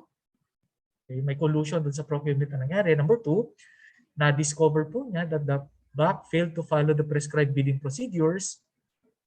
Or number 3, okay, the contract will not redound to the benefit of the government. Okay? So nakita po niya na yung kontrata ay hindi na beneficial kay government. Now, even under number 3, kasi mukhang vague po yun. Okay, ano po yung mga instances na hindi po magre-redound sa benefit ni government yung kontrata? Okay, number 1, ito po yun. Number 1, if there is economic or physical changes, no, rendering the product or rendering the project no longer feasible. Okay, so hindi na posible ang kailangan. Example, magpapagawa ka ng kalsada, and suddenly dun sa kalsada dapat pagagawan mo sa daan dun sa area ng paggagawa mo ng kalsada, biglang nagkaroon ng river, no, dahil sa patuloy na pag-ulan, biglang may river na dumadaloy dun sa gitna. So there is a physical change on the area where the project is to be constructed. Hence, the road may no longer be feasible. So instead of constructing road, dapat bridge na kasi nga po may river na biglang dumaan sa kalsada. Okay, that's the first reason. Number 2, if the project is no longer necessary or needed, so hindi mo na kailangan yung project. Example nito, may recommendation na sa'yo for award of contract for a purchase of catering services. Magpa-purchase yung agency niyo ng catering services for a training activity next week. However, no, nag-declare yung LGU niyo ng ECQ not allowing social gatherings. So hindi na pwedeng ituloy yung activity niyo next week. Yan. So hindi na kailangan. Okay, you can disapprove the contract because of that. And number 3, if the budget has been reduced without the fault of the procuring entity. Halimbawa, sabi ni DILG, for example, magbibigay siya sa atin ng financial assistance ng 5 million pesos. The Bids and Awards Committee conducted public bidding for that ABC. May nanalo na tayo at ang bid price niya is 4.5 million, for example. And then suddenly, when we asked DILG to give us the fund, sabi niya, babawasan natin yung pondo nyo from 5 million to 3 million kasi yun na lang yung kasyang sa budget. Wala nang tayong kasalanan. So the only recourse of the head of procuring entities to declare failure of bidding. Okay? Third, responsibility is to ensure professionalization of the BAC and its secretariat and TWG members. So that within 6 months from the appointment of the BAC secretariat or TWG, the hope must make sure that they've undertook training. Training. Okay, yung training po hindi basta-basta. The training must be authorized, no? Yung sinasabi natin recognized by the Government Procurement Policy Board. Okay, another function is to resolve protests if there are any. And finally, ang responsibility po niya is to approve the annual procurement plan of the procuring entity. Yan. So ito po yung mga responsibilities ng ating head of procuring entity. Okay? Ito yung next issue. May nag-text lang po sa akin. Okay, ang tanong po niya is, pwede po bang ang pumirma ng mga notice of award, NOA, at saka notice to proceed ay yung Vice Mayor? Atiting. Okay, pwede po ba? Okay, ang sagot po dyan is yes. No? Under NPM 102-2014, okay, the officer in charge can approve or disapprove recommendation of the BAC if such power or authority was provided in his designation. Okay, so kailangan nakalagay din po sa designation niya. Okay, na ganun. Okay, na pwede niyang gawin yung process na yun. Okay, let's go na to the next organization. We call them Bids and Awards Committee members. And I know a lot of our participants are members of the BAC. Okay, the hope must create a single BAC in the organization because no procurement can be undertaken kapag wala pong Bids and Awards Committee. Okay, ang organization natin. So mahirapan po tayo. Okay, so there must be at least one BAC within the organization. Okay, if the head of procuring entity saw that due to the complexity of projects or the number of projects being processed or procurement activities being conducted by the organization, he may create separate Bids and Awards Committee members. So, pwede pong more than one BAC ang institution natin. Okay, tulad ng mga ibang probinsya, baka nandito sila ngayon, may BAC po sila for goods, may BAC po sila for infra, may BAC sila for special projects, may BAC sila for special services or special projects nila. Bakit? Okay, because they wanted to focus siguro sa mga activities na to, so they have created. But if you have created more than one BAC, remember that the BAC that you have created are co-equal in nature. Hindi po hierarchy. Ano yung ibig sabihin ng hierarchy? No, hindi ibig sabihin na si BAC for goods, kailangan report kay BAC for infra bago nyo i-approve, bago pumunta kay head of procuring entity yung recommendation. Hindi po. Dapat equal footing po silang lahat. Okay? Ayan. So sino po ang hindi pwedeng maging members ng Bids and Awards Committee? Ito po yung mga prohibited members ng Bids and Awards Committee. Sino? Siyempre si Hope. Bakit? Kasi nga po hindi pwedeng siya yung BAC and at the same time Hope. Dahil si BAC magre-recommend, alangan namang i-recommend niya ang award of contract sa kanyang sarili, di po ba? Okay, any official who is approving procurement transactions or procurement contract. Okay, the internal auditors are not allowed to become BAC members. Pag sinabi natin internal auditors, case-to-case basis yan kung sino yan. Kapag wala po tayong internal audit service sa ating munisipyo, the internal auditor is your accountant. Yan, yung mga accountant natin, accounting office natin. Okay, kaya hindi po sila pwede maging members. But there is still a memorandum circular coming from the COA, parang 2003-4 yata yon. Okay, that 2004-3, the chief accountant or the head of the provincial, city, or municipal accounting office, including their staff, cannot also become members of the BAC. Okay? And yung pinakabago po, nag-issue po yung mga associations ng local treasurers natin. The local treasurers and the assistant local treasurers are also prohibited to become BAC members. Okay? So sila po yung bawal na maging BAC members. May nagtanong ulit, sabi niya, kung si accountant po ay hindi pwedeng maging BAC member, pwede po ba siyang i-appoint as a TWG member? Ang sagot po dyan is, the policy only prohibits them to become BAC members. So wala pong policy na nagpro-prohibit sa kanila na maging TWG members. So yung sagot po dyan ay, yes, pwede.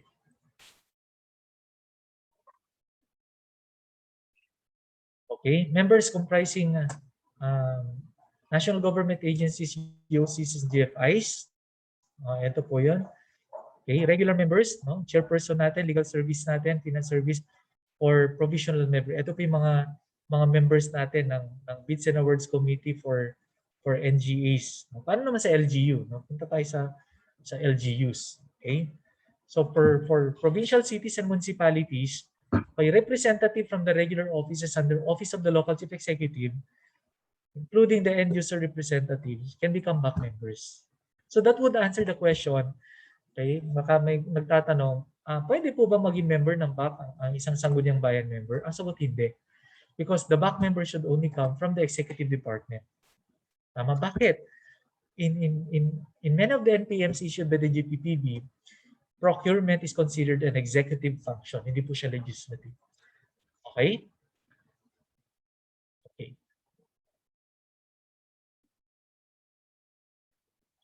Pwede rin po mag-create si head of procuring entity ng alternate back members. Alternate back members meaning, ano ibig sabihin ng alternate? Alternate, kaya nga po siya alternate kasi kung hindi pwede si principal, si alternate naman ang hahalili sa kanya. Okay, if the principal back member is not available due to several reasons probably, the alternative back member will become the sitting back member at the moment na hindi available si regular back member. Okay, pero teka, isasama po ba yung boto niya pagdating sa decision considering na alternate siya? Ang sagot, yes. Okay, siya sitting as a member, replacing the principal member temporarily, will be included as part of the quorum. Okay, they have a co-equal power. Okay, co-equal power meaning pareho po sila ng authority, pareho po sila ng function, pareho po sila ng voice pagdating sa back. Okay? And then, accountability, however, will only be limited to respective acts and decisions that they have participated. Okay? They must have the same term with the original members. Okay, clear? They will also be entitled to honoraria. Okay, in cases where there will be an honoraria paid, no, due to the procurement that they have conducted when the alternate back member seated as one of the members. Okay? So yun po si alternate back member. Ito po yung nangyayari kapag malimit, hindi available yung mga regular back members natin due to, syempre, tulad ngayon, quarantine, di ba? Yung mga, pag nag-leave siya, di ba? Pag nag-travel siya. Okay, so si alternate back members na po. The reason why this was allowed is in order for us to have continuity in our public procurement, even if the principal members may not be available. Okay.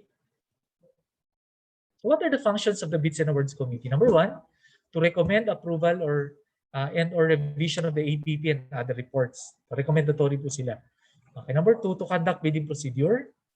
3, recommend award of contract to the head of procuring entity or his duly authorized representative. So sila po yung nag-identify kung sino po yung LCB, LCRB, HRRB, no, para ma-recommend ng award of contract. Recommend to the HOP or its duly authorized representative the imposition of sanctions in cases when there are erring bidders during the conduct of procurement. Conduct periodic assessment of the procurement processes and procedures. Yan. Sa experience po natin, ito yung medyo hindi ginagawa po ng mga back members, yung periodic assessment. The tool that should have been used, yung dalawa po, yung PMRs natin at saka yung ating APCPI. And finally, the creation of technical working groups. So sila po yung nag-identify kung sino po yung mga tao na magiging member ng kanilang PWG. Okay, let's go to the back secretariat. Sino naman si back secretariat? The back secretariat is to be created by the head of procuring entity. So the HOPE may create a procurement unit meaning isang opisina doon sa ating agency na magiging back secretariat ang trabaho. Example, sa LGUs yata meron silang procurement unit under office of the GSO. If the HOPE has created them or designated that unit, section, or office to become a back secretariat, pwede pong gawin ni HOPE yun. Okay. However, kung hindi po, pwede lang po siyang ad hoc. Ano yung ad hoc? Yung kukuha po siya sa iba't ibang offices ng mga tao na magiging back secretariat niya. Pwede din po yan. Okay? However, the head of the back secretariat shall be at least 5th or 3rd ranking permanent employee, or if not available, no, the next lower permanent employee, rank permanent employee. Pwede po yung next lower rank.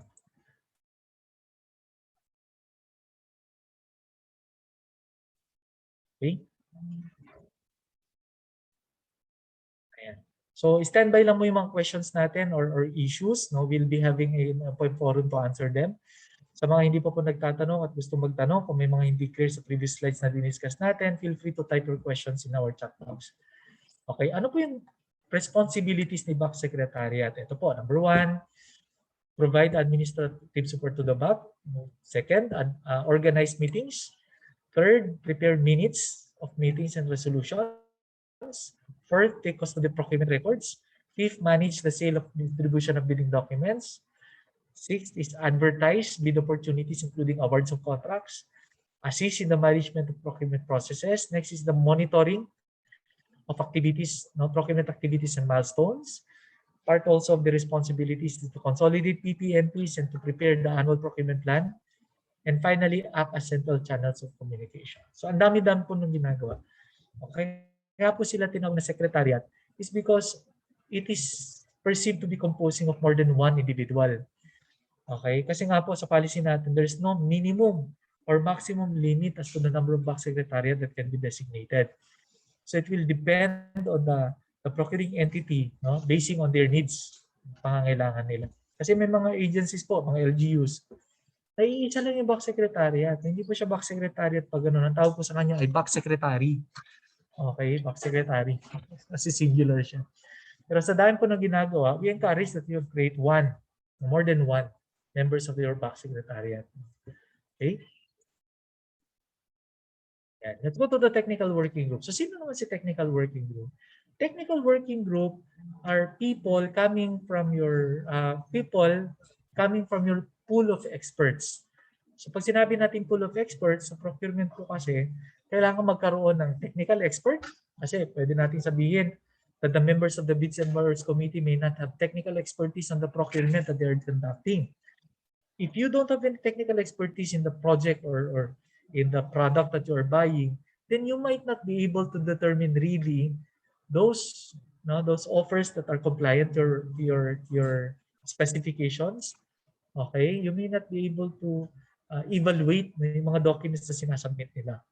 Okay, so you can have a technical expert in your TWG. Okay, legal expert then, because some of the issues concerns filing of motion for reconsiderations and protests need legal experts, no? So kailangan meron ding legal expert. And number 3, financial expert. Ito yung nagko-compute, nagre-recompute sa mga bid offers at sa mga requirement na mayroong limitation as to values such as bid security, performance security, and others. Okay, so sila po yan, mga pool of experts. Ano yung magiging trabaho nila? Okay, function po nila is to review, to help the BAC in reviewing the technical specifications, scope of works, and terms of reference. Second, help the BAC in the shortlisting of consultants and eligibility screening. Okay, they help the BAC in the review of the bidding documents, and they also have the BAC in the evaluation of bids. Okay, and evaluation of bids provided by the bidders. Okay, take note.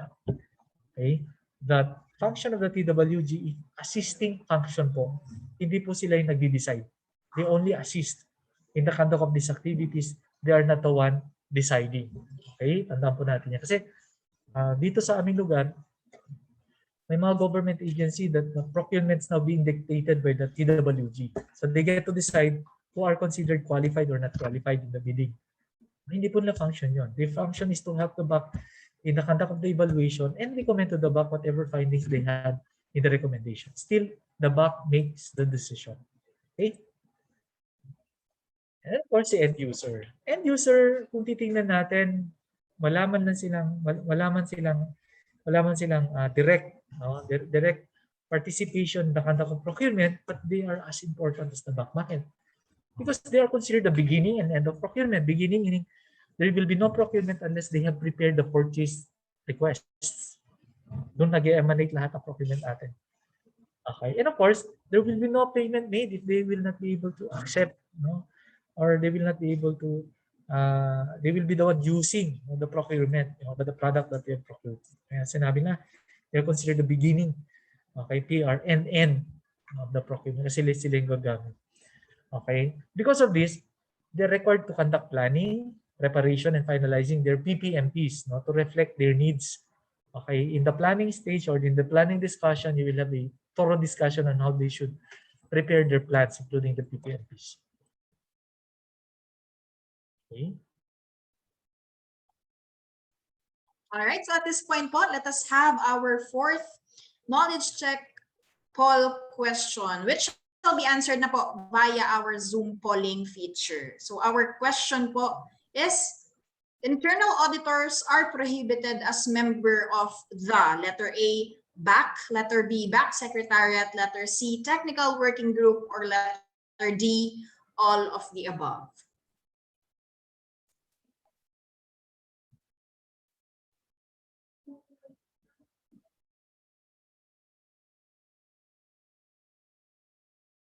Again, the question is, internal auditors are prohibited as member of the letter A, BAC, letter B, BAC Secretariat, letter C, Technical Working Group, or letter D, all of the above.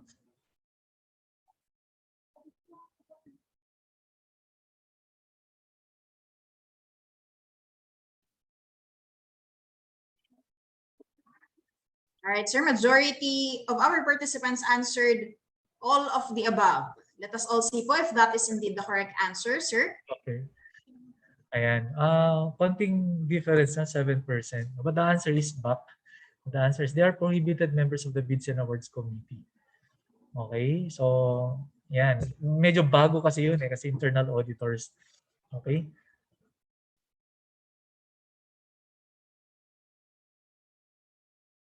Buti lang walang price. Monica? Yes, sir. All right. Thank you very much po to our participants in survey. Let us proceed po with our lecture. Okay, thank you, Ma'am Monica. Ayan. So, sino naman si observers? Nakita natin kanina, one of the requirement for transparency and public monitoring, okay, is to comply with the invitation to observers. Ayan. So, dapat iniimbitahan natin sila. Okay, so sino ba yung mga observers na iniimbitahan natin? That's the first question. Sabi ko kanina, tatlo, no? We are inviting 3 observers, no? And who are those? Number 1, yung ating representative from Commission on Audit, yung resident auditor natin, ini-invite natin. Number 2, a private sector organization. Okay, duly recognized private sector organization. And number 3, a member of a non-government organization. So sino pa yung pipili? Kung sinong iimbitan. Of course, the COA, mandatory yun dahil isa lang naman ang COA natin. But when it comes to private sector organization and non-government organization, that will depend on the procuring entity. But preferably, especially the private sector organization, they should be those related to the procurement, no, at hand, yung mga kinakandak natin na procurement. Okay? So sila po yan. Tatlo po ang invitation, ang observers na kailangan nating i-invite. Okay, ano ang functions ng mga observers? Their function is to prepare and submit observation report. Okay, so kapag ka nag-observe po sila sa inyo at meron po silang nakita na mga inconsistencies sa procurement standards and policies natin, they can prepare a report and submit that report. Kanino po nila isasubmit? Okay, sasubmit po nila number 1 sa procuring entity, head of procuring entity natin. Okay, number 2, isasubmit po nila kay Office of the Ombudsman or Resident Ombudsman at kay GPPP. Okay. So isasubmit po yung report niya. Okay. Number 2, they should notify the procuring entity should they see a potential conflict of interest. Okay. So mag-notify po sila kung merong potential conflict of interest so that the Bids and Awards Committee may invite another party to act as observers. Okay. Ang tanong ngayon dito is, paano po kapag hindi naman sila pumunta after inviting them? Okay, ang sagot po dyan is, ang requirement po ng policy natin is the invitation. Kasi nakalagay doon to invite observers. To invite observers mean according a proper invitation, a black and white invitation to them. For as long as that invitation was made within the prescribed period, which is 5 days before these activities, na kailangan ka mag-invite, okay na po yun kahit hindi po sila mag-attend. Remember, the requirement is to invite them in writing and the invitation must be provided at least 5 days before the conduct of the following activities. Ano yung mga activities na ito na kailangan kayo mag-invite? The eligibility checking, the shortlisting, the pre-bid conference, the preliminary examination of bids, the bids evaluation, and the post-qualification. Okay, so invite po natin sila. No? Ang tanong ngayon, may nagte-text. No? Sabi niya, paano sir? Ibig sabihin kung 6 na activities yan, 6 na invitations din? Ang sagot, yes. Kung hiwa-hiwala yung invitation bawat activity. Pero ang sinasuggest namin, pwede nyo namang magbigay ng tinatawag ng omnibus invitation. Ano yung omnibus invitation? Isang invitation lang na nakalagay na doon yung schedules na pag-conduct ng mga activities na to. Bakit? Kasi during bidding naman, kung nagkakandak tayo ng public bidding, sa pre-procurement conference pa lang nakikita na natin kung ano-ano yung mga activities na ikakandak natin including the schedules. Hindi naman po pwedeng baguhin yun without the need of issuing any supplemental bid bulletin. So therefore, more or less yung mga activities na yun, including the schedules, are fixed. So pwede na natin silang sulatan 5 days before the eligibility check or 5 days before the pre-bid conference, case of goods or consult or infra. Okay, parang sa ganun, isama na natin yung kailan tayo mag-examine ng bids, magpapasabit ng bids, mag-evaluate, at magkakandak ng post-qualification. Okay? 5 days. So, ang invitation ay importante kahit hindi sila pumunta okay lang basta naimbitahan natin sila. Okay. Observers can be provided access, no, to the following documents. Ano yan? Minutes of meetings, abstract of bids, no, post-qualification summary reports, PPNP and APPs, including open proposals submitted by the bidders. But prior to providing these documents, they must first sign confidentiality agreement. Kasi nga po may possibility kapag nag-leak po sa labas yan, pwede pong ma-preempt ang back sa paggawa ng desisyon. Kaya dapat sabihin natin na dapat confidential lahat ng information na ibibigay natin sa kanila because that might affect yung ating procurement. Okay?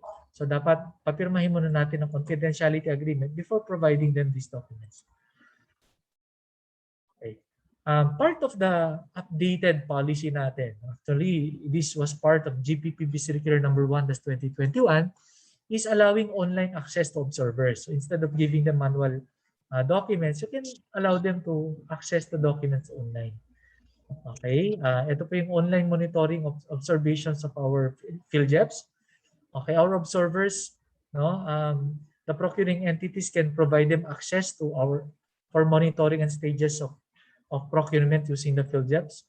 And procuring entities to inform GPPTSO if online access cannot be provided. Yan. So mandatory na po na meron silang online access dun sa mga department natin pursuant to GPPB Circular number 1/2021. Okay, may nagtatanong kanina no, honoraria, parang okay.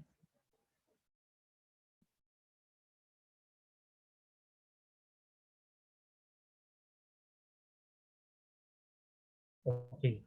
So, may nagtanong tungkol sa honoraria. Ang tanong niya kanina is, yung mga alternative back members ba ay entitled din sa honoraria? Ay, di-discuss na natin. So, sino po ba yung mga entitled sa honoraria? Number 1, the Bids and Awards Committee.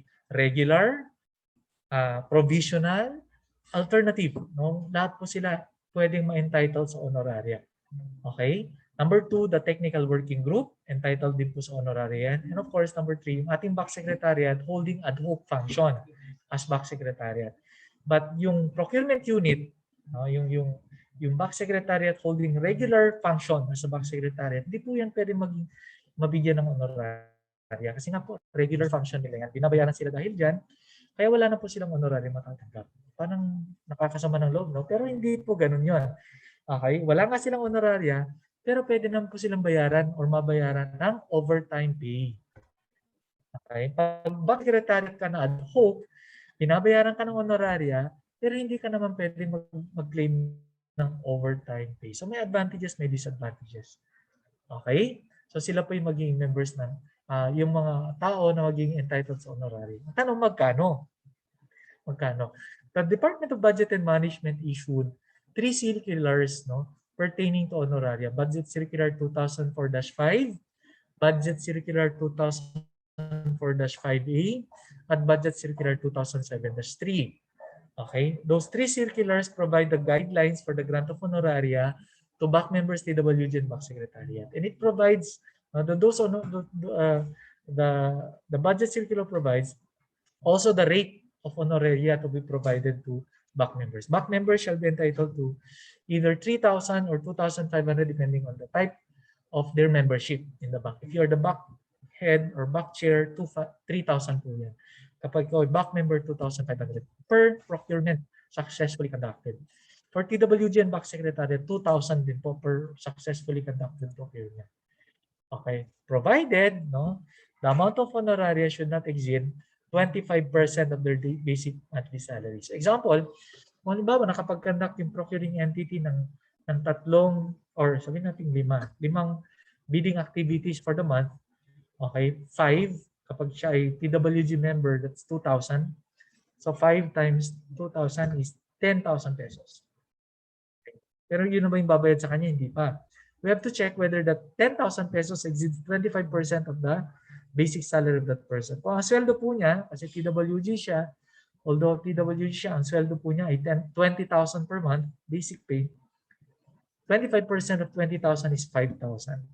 So that TWG member will only be granted, magkano? 5,000 pesos instead of the 10,000 na 2,000 times. Bakit? Because the limitation is that the honoraria should not exceed 25% of the basic monthly salary. Okay, so as I said kanina, there are 3 guidelines already issued by the Department of Budget and Management pertaining to honoraria, 2004-5, 2004-5A, and then the 2007-3. Okay. Nakalagay po dito that only successfully completed procurement projects shall entitle you to honoraria. Kung pero puro failure of bidding po ang kinakandak ninyo at umihinto na po sa failure of bidding, wala po tayong honoraria na re-receive dyan. And there are only procurement transactions or modalities that gives you honoraria. Hindi po lahat. No? Kapag kayo laging nagsha-shopping or small value procurement, wala po kayong honoraria makukuha dyan. You can only be granted honoraria under competitive bidding, limited source bidding, negotiated procurement under two-field biddings, and negotiated procurement under Section 53B following the procedures under Section 54.2B. Okay, guidelines. Yung back secretariat natin, I've said, if you are a ad hoc back secretariat, entitled ka sa honoraria, pero wala kang overtime pay. Pero kapag ka procurement unit, hindi ka nga entitled sa honoraria, pero entitled ka man naman sa overtime pay. So may advantages, may disadvantages. Okay? May nagtanong. Sagutin na natin yung question ng isang auditor dito. Tinanong niya, paano po pag ganito? Sabi niya, yung regular back member po, meron po silang 6 na meetings na kinandak sa back, 6 na meetings. Si regular back member, nag-attend lang po sa 4. Yung 2 po, absent siya kasi nagkasakit. So, ang umupo po na back member during the 2 activities ay si alternate back member. Tanong, kung magbabayad po ng honoraria for that project, isang project lang naman po yun, kung back member yung principal, hindi naman siya head, na back member siya, magkano matatanggap niya at magkano matatanggap ng alternate? Tig to 2,500 ba sila? Or hati sila to 2,500? Or proportionate sila sa 2,500? Ang sagot po dyan ay proportionate sila sa 2,500. So the total honoraria to be granted to both the principal and alternate shall be 2,500 only. Now, how will they divide themselves the 2,500? Okay, it will be based on the number of activities that they have participated. So the regular back member will be receiving 2.5 times 4 over 6. The other back member shall receive 2.5 times 2 over 6. Yan.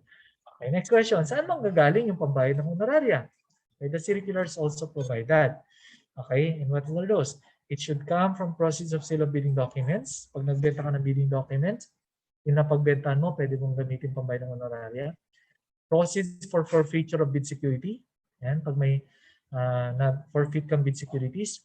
Fees charged for copies of minutes of meeting during bid openings, back resolutions, and other documents. Fees from contractor suppliers registry. Protest fee and savings on the approved budget of the LGU. So pwede gamitin po yung approved budget natin. Let me elaborate this. Kasi pagdating po sa local government unit, the utilization of budget is not easy. Bakit hindi madali? Dahil halimbawa, nagpabid po kayo ng infrastructure projects galing sa inyong 20% development fund. While meron kayong savings doon sa pabidding ninyo, yung difference between the budget versus the contract price, that amount cannot be used for the payment of honoraria. Dahil there is a policy saying, meron tayong joint memorandum circular na nagsasabi that any savings from a 20% development project shall be reappropriated exclusively for development projects only. Hindi pwedeng gamitin po honoraria. Another example, yung budget ay nanggaling sa MDRRM. Halimbawa, bumili kayo ng ambulansya galing sa inyong 5% MDRRM fund. Okay, pwede ba natin gamitin yung savings natin sa pambili ng ambulansya, pambayad ng honoraria? Ang sagot, hindi rin. Kasi similar to the 20% development fund, savings from MDRRM fund or PDRRM fund will only be used exclusively for disaster-related projects. So, i-reappropriate lang natin yan for disaster-related projects. Clear? Yan. So, yung savings medyo delikado. Ano pa? For LGUs, kung ang savings ay manggaling sa maintenance and other operating expenses, that's from one allotment class to another, you cannot just use that for payment of your honoraria without first enacting an appropriation ordinance because that will be tantamount to realignment of funds. So, kailangan mag-supplemental budget at ma-approve muna ng Sangguniang Bayan o kaya ma-review ng ating probinsya o ng ating Department of Budget Management depending on the type of LGU you belong. Okay, clear? So medyo case-to-case basis tayo dun sa savings of the procuring entity. So ang pinakamadaling gamitin is kapag meron kayong savings coming from your personal services. Kasi kapag may savings kayo from personal services, you can use that for the payment of honoraria. Nang kailangan lang natin is approval ni head of procuring entity. Hindi na po kailangan pumasa sa sanggunian. Dahil nakalagay naman po sa ating local government code that the local chief executive is the authority to transfer fund from one object to another in the same allotment class. Clear? Okay. Collections from successfully completed projects are limited to activities prior to award of contract to winning bidders. Ibig sabihin, pag sinabing successfully completed projects, ang basis natin is na-award ba natin yung project doon sa winning bidder? If not, then there is no successful award of contract or successfully completed procurement projects. Okay? So kung may mga questions po kayo, feel free to type them in your chat box.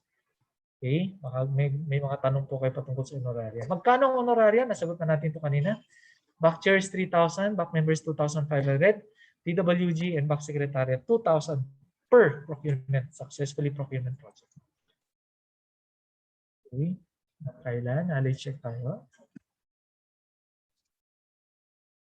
All right. Well, finally, we are down to the 5th and final knowledge check question for this virtual learning session. But before that, no, as mentioned po ni Sir Ray, if you have questions, please drop them through our Zoom chat box or Facebook Live comment section. Let us grab the opportunity po to ask them out as our resource speaker, Sir Ray, shall answer them during our open forum. All right. So our question is, back secretariat performing attendant functions in addition to their regular duties and functions may be paid honoraria at the same rate as the TWG chair and members. Is this true or false?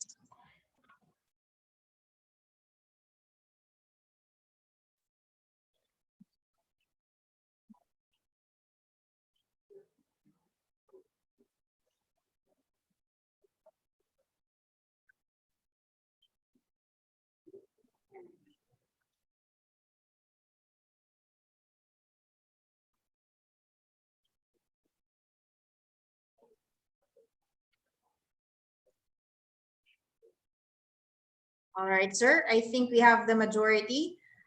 Majority of our participants po answered false. Is that true? Correct po? Okay. So ulitin natin tanong, the back secretariat performing attendant function in addition, no? Paki-underline, paki-underscore, pakilagyan ng box, pakilagyan ng circle, no? In addition to the regular functions, may be paid honoraria the same rate. So ang sagot po dyan is true. Okay? Bakit true? Kasi in addition to their function. Ito po yung tinatawag natin na ad hoc. Okay? Ad hoc po ang kanilang function. Okay? Pero kung sila po ay procurement unit, ibig sabihin yung pagiging back secretariat is their regular function, hindi po in addition. Regular function po nila yan. Saka po sila hindi pwedeng bayaran ng honoraria. Okay? Kawawa naman sila kung hindi natin babayaran kung on top of their regular functions yan. All right. Thank you very much, Sir Ray. Baka po perhaps na-miss lang nila yung part ng in addition. Yan. Kaya po, To the underline regular and circle. duties and functions.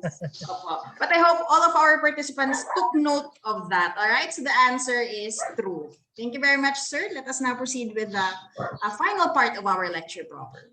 Ayan. Okay, let's go now to legal indemnification packages for Bids and Awards Committee. Okay, I can remember, no, some of the issues and concerns, no, yung mga back members po natin, takot na takot sila kasi once they become back members, they are open for cases, no? Pwede silang i-demanda ng mga bidders na sumali na na-disqualify. Ang tanong nila lagi, teka, may protection ba kami dito? Kasi baka naman nagtatrabaho kami, 3,000, 2,500 lang honoraria namin for procurement.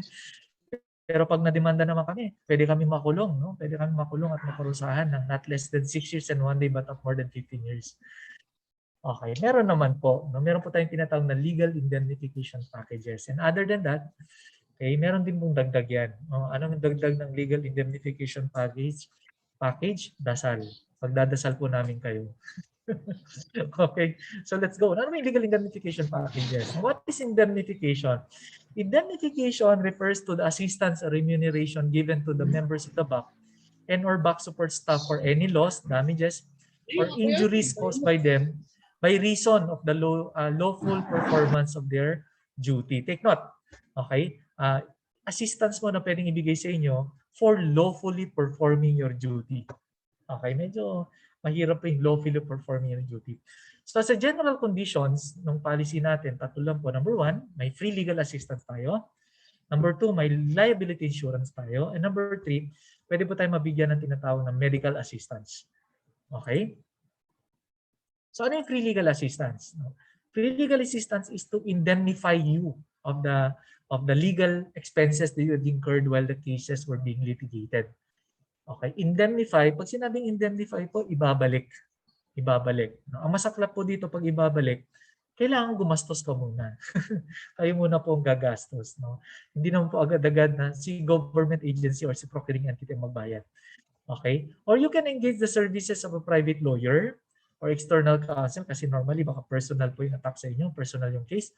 Kumuha muna kayong mga private lawyers or external counsel to represent you in those cases. Okay, kaya lang, okay, pwede lang kayo ma-identify if you have been adjudged not adjudged as guilty for gross negligence, misconduct, and grave abuse of discretion. Okay, so yun lang po yung pwedeng, saka lang po kayo pwedeng bigyan ng indemnification kapag napatunayan na hindi po kayo nagkasala, no? Wala kayong negligence or misconduct or hindi po nyo inabuso ang inyong mga discretion. Okay, the free legal assistance shall cover actual costs or fees up to the maximum of 5,000 pesos per appearance. Parang yan naman yung standard ng appearance fees ng mga lawyers ngayon. Shall not cover any action or suit initiated in personal capacity and initiated by the government against the concerned BAC members or staff. No? And you are entitled to actual moral and exemplary damages then. Okay, that will be for BAC members or support staff. So okay, mag-alala, no? May assistance. Ano pa? Number 2, pwede po kayo mabigyan ng liability insurance. Okay, the procuring entity shall have the responsibility to procure and maintain adequate liability insurance for and behalf of the BAC members or BAC support staff. So si procuring entity po ang kukuha ng liability insurance for us. The liability insurance policy shall cover only those liabilities asserted against a public official and incurred by him in his capacity as BAC members, BAC support staff, as the case may be. And the insurer shall pay the loss arising from the claim or suit made against the BAC members, BAC support staff during the policy period wherein they serve in such capacity. So yun po yung liability insurance na pwedeng ibigay sa atin. Third, okay, for purposes of insurance, the term loss shall include judgment, expenses for settlement, or compromise, as well as reasonable fees and other expenses incurred by such person in connection with any administrative, civil, or criminal action, no? Suit or proceeding to which they may be or have been made a party by reason of lawful performance of their official functions and duties in such capacity. No? Provide further that BAC, no, members or BAC support staff shall not be adjudged such action proceedings to be guilty of gross negligence, misconduct, grave abuse of discretion, or guilty of any complaints or charges. So in short, para makakuha kayo ng mga indemnification package na dapat hindi po kayo ma-adjudge na guilty dun sa case na pinafile against you. Kapag guilty po, wala pong indemnification. Wala rin pong liability insurance. Okay? In the event the settlement or compromise, indemnification shall be confined only to matters covered by the settlement. Okay, and to which the procuring entity had been advised by counsel that the person to be indemnified have not committed gross negligence, misconduct, or grave abuse of discretion in the performance of their functions.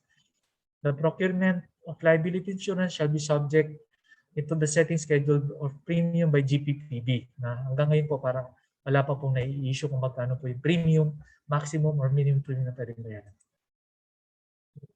Medical assistance. Ano yung medical assistance? Medical assistance shall also be provided to BAC members and BAC support staff for injuries, disabilities incurred by lawful performance of their official functions and duties. Halimbawa, nagbibid kayo, biglang tumaas ang alta presyon ng BAC member, bigla siyang na high blood, di ba? Bigla siyang na high blood, no? Tapos nagkasakit, no? Pwede rin pong mag-claim ng medical assistance. The claimant shall be entitled to indemnification of any injury or disability resulting from the performance of their functions as defined by law without contributory negligence on their part. The claimant relative or his relative must notify the procuring entity within 7 calendar days from the occurrence of that injury. Dapat mai-relate po yung injury or disability doon sa function nyo as back member. Okay. The medical assistance, no, herein provided shall consist of indemnification of medicines, yan, laboratory and hospitalization expenses, provided the amount claimed shall not exceed the actual amount incurred, substantiated by receipts and other supporting documents. Indemnification shall be made only upon presentation of the proof of payment, and the medical assistance granted therein shall be granted to the claimant as a matter of right and subject to conditions mandated by law. Yan. Okay, so I think that's the last slides. Thank you very much, Ma'am Monica.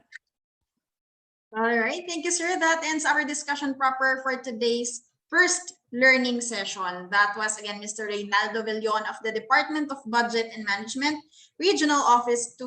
And again, thank you very much, sir, for leading an in-depth discussion on Government Procurement 101. Of course, we would like to equally thank our participants for actively participating in our knowledge check portions.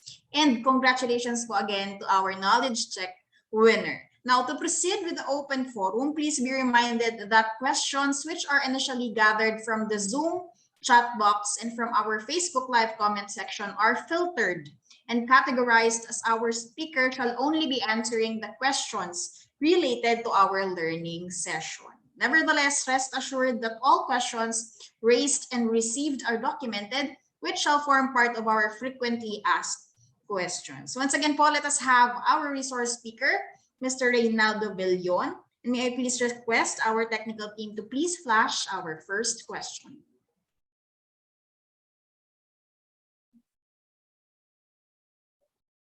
First question, sir, is on scope and coverage. Clarification on what are not considered as procurement undertaking. Is direct financial or material assistance given to beneficiaries not considered procurement? Okay, thank you for the question. Ano po? It's not considered as a procurement transaction because it's already financial assistance. So pera po na binibigay sa kanila. Kung pera po na binibigay sa kanila, of course, we do not procure money. We do not procure money.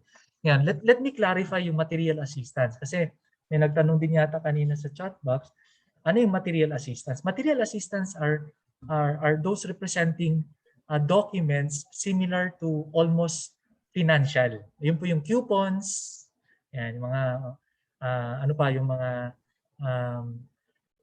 yung mga notices, halimbawa pag may notices na pwede sila mag-claim sa mga remittance centers, yun po yung material assistance na nire-refer po dito. Na hindi rin po dahil almost representation po sila ng cash or money, hindi na rin po natin pinapabid ang mga to.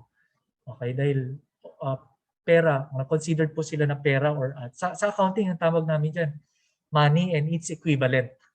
Okay, money or cash or its equivalent. So yung material assistance po na nire-refer natin dito are those documents equivalent to cash or equivalent to money.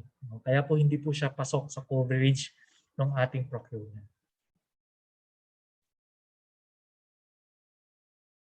All right, thank you, sir. For our next question on back qualification, can a property custodian in senior high can be a back secretariat in junior high? Okay. Teka, secondary. Parang kwanto, DepEd. No? DepEd po kasi senior high and junior high po siya. Okay. Pag sinabi po nating high school, halimbawa yung pangalan ng high school nyo ay, example dito, Cagayan National High School. Composed po siya sa dalawang component. Meron tayong junior high at meron tayong senior high school. Pero regardless whether the designation of the employee is, whether he is designated in the junior high or designated in the senior high, he is still considered employee of the school. Employee pa rin siya ng school.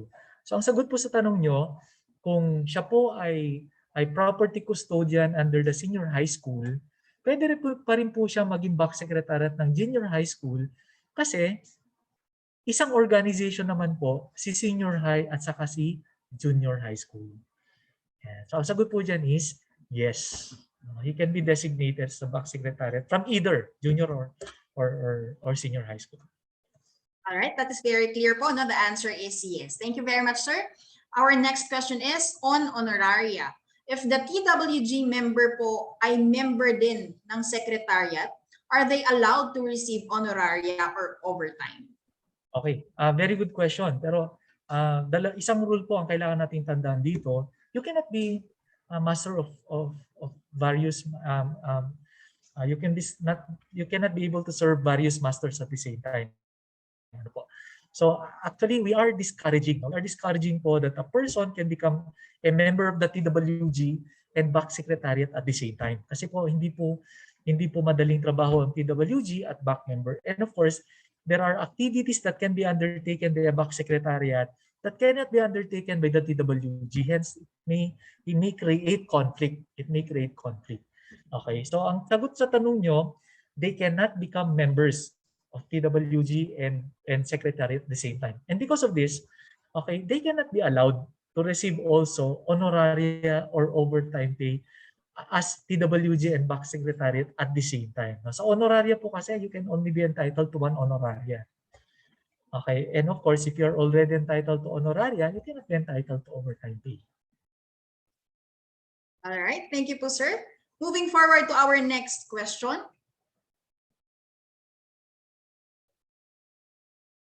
The question is on honoraria once more. Sir, the question is, paano kung laging absent sa mga procurement activities pero pumipirma sa mga documents? Meron pa rin ba silang honoraria or mababawasan man lang? Okay, so ganito po yung magiging kwento dyan. Ano po? Kung hindi po sila sumali, absent sila dun sa activity, example, bid opening, absent po siya, kung meron pong humalili na alternate back member, okay, sa kanya, actually ang pipirma dapat dun sa kung ano napag-usapan nila dun sa meeting na yon ay yung alternate back member at hindi yung nag-absent. Tama? So ganun po dapat yung proseso natin. Okay. Ngayon, kung ang tanong is syempre dahil ang umupo ay yung alternate back member niya, okay, yung alternate niya, okay, hindi po buong makukuha niya yung honoraria. Actually, ang sinabi po natin kanina, kung 2,500 ang honoraria ng isang member ng back, paghahatian ko nila yung 2,500. So in this case, maaari pong mabawasan yung kanyang honoraria dahil sa kanyang pag-absent doon sa activity na yun. All right, thank you, sir. Moving forward to our next question on honoraria. Again, the successful bidding covers both public bidding and its alternative modes with respect to giving of honoraria. So sa presentation po natin kanina, inilahad natin ano po, those activities that can be entitled you to honoraria. Yung po yung competitive public bidding, okay? Sa alternative method of procurement, meron din po yung ating negotiated procurement due to two-field biddings at saka yung ating limited source bidding. Okay, so yun lang po yung mga activities na pwedeng makapag-entitle sa atin sa honoraria. Pero other modalities po, hindi na po tayo pwede mabigyan ng honoraria. Thank you, sir.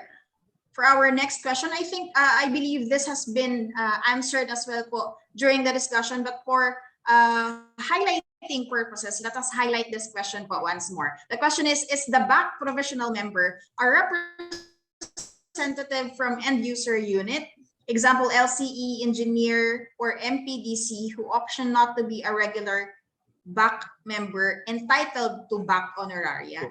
Sabi natin kanina, lahat ng back members ay entitled sa honoraria, mapa-regular, mapa-provisional, or mapa-alternate. No? Entitled po sila sa honoraria. No? So kung halimbawa, ikaw po ay end-user representative, provisional member nga po, pero nakaupo ka bilang back member during the time of procurement activity, sa public bidding na yan, kung magkakaroon po ng honoraria sa activity na yan, kasama ka po sa mababayaran ng honoraria. Pero sa mga procurement activities na hindi ka na po nakasama, syempre hindi ka rin po sasama sa babayaran doon. So you'll only be entitled for those activities that you have participated. All right, thank you very much, sir. I think meron pa pong humabol na question. Shall we accommodate this? Oh? Yes, ma'am. Sure po. All right, so I'll just read po the question, sir, no? With regard to the submission of APP CSC through the virtual store, our agency has been encountering problems in logging in. We would like to confirm if the account used in virtual store different from the account used in posting in PhilGips. If so, how can we create an account in the virtual store? Okay. Yan. Actually, related siya sa planning, pero baka hindi ma-discuss. Discuss ko na rin. Yes, sir. Opo. Opo. Let us just Registration po park sa virtual this store. question po muna because I think this will be answered to the succeeding modules po in our week-long program. So I think meron pa pong isa ulit, sir. The question is the back provisional member a representative from the end user unit? Oh, sorry, that was the last question. All right, so I think we're done with the open forum. Now po, at this juncture, before we proceed po to our second and final learning session for today, let us first watch a short audiovisual presentation on government procurement. We may likewise utilize this portion po to have a short bio break. Now for questions, if you have any more questions, you may still drop them in our Zoom chat box or Facebook Live comment section. Maybe kung meron pa po tayong time later on, baka pwede pa po nating ma-discuss po yan. But thank you very much po and see you in a short while.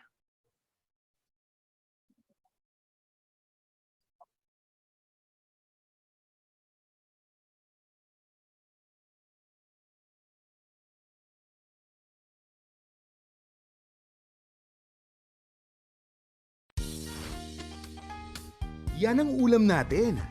Wow! Adobong manok! Mabango. Masarap. Subo na. Simulan sa sarsa. Malasa! Pasukan lasa. Pero may isang hindi pasok.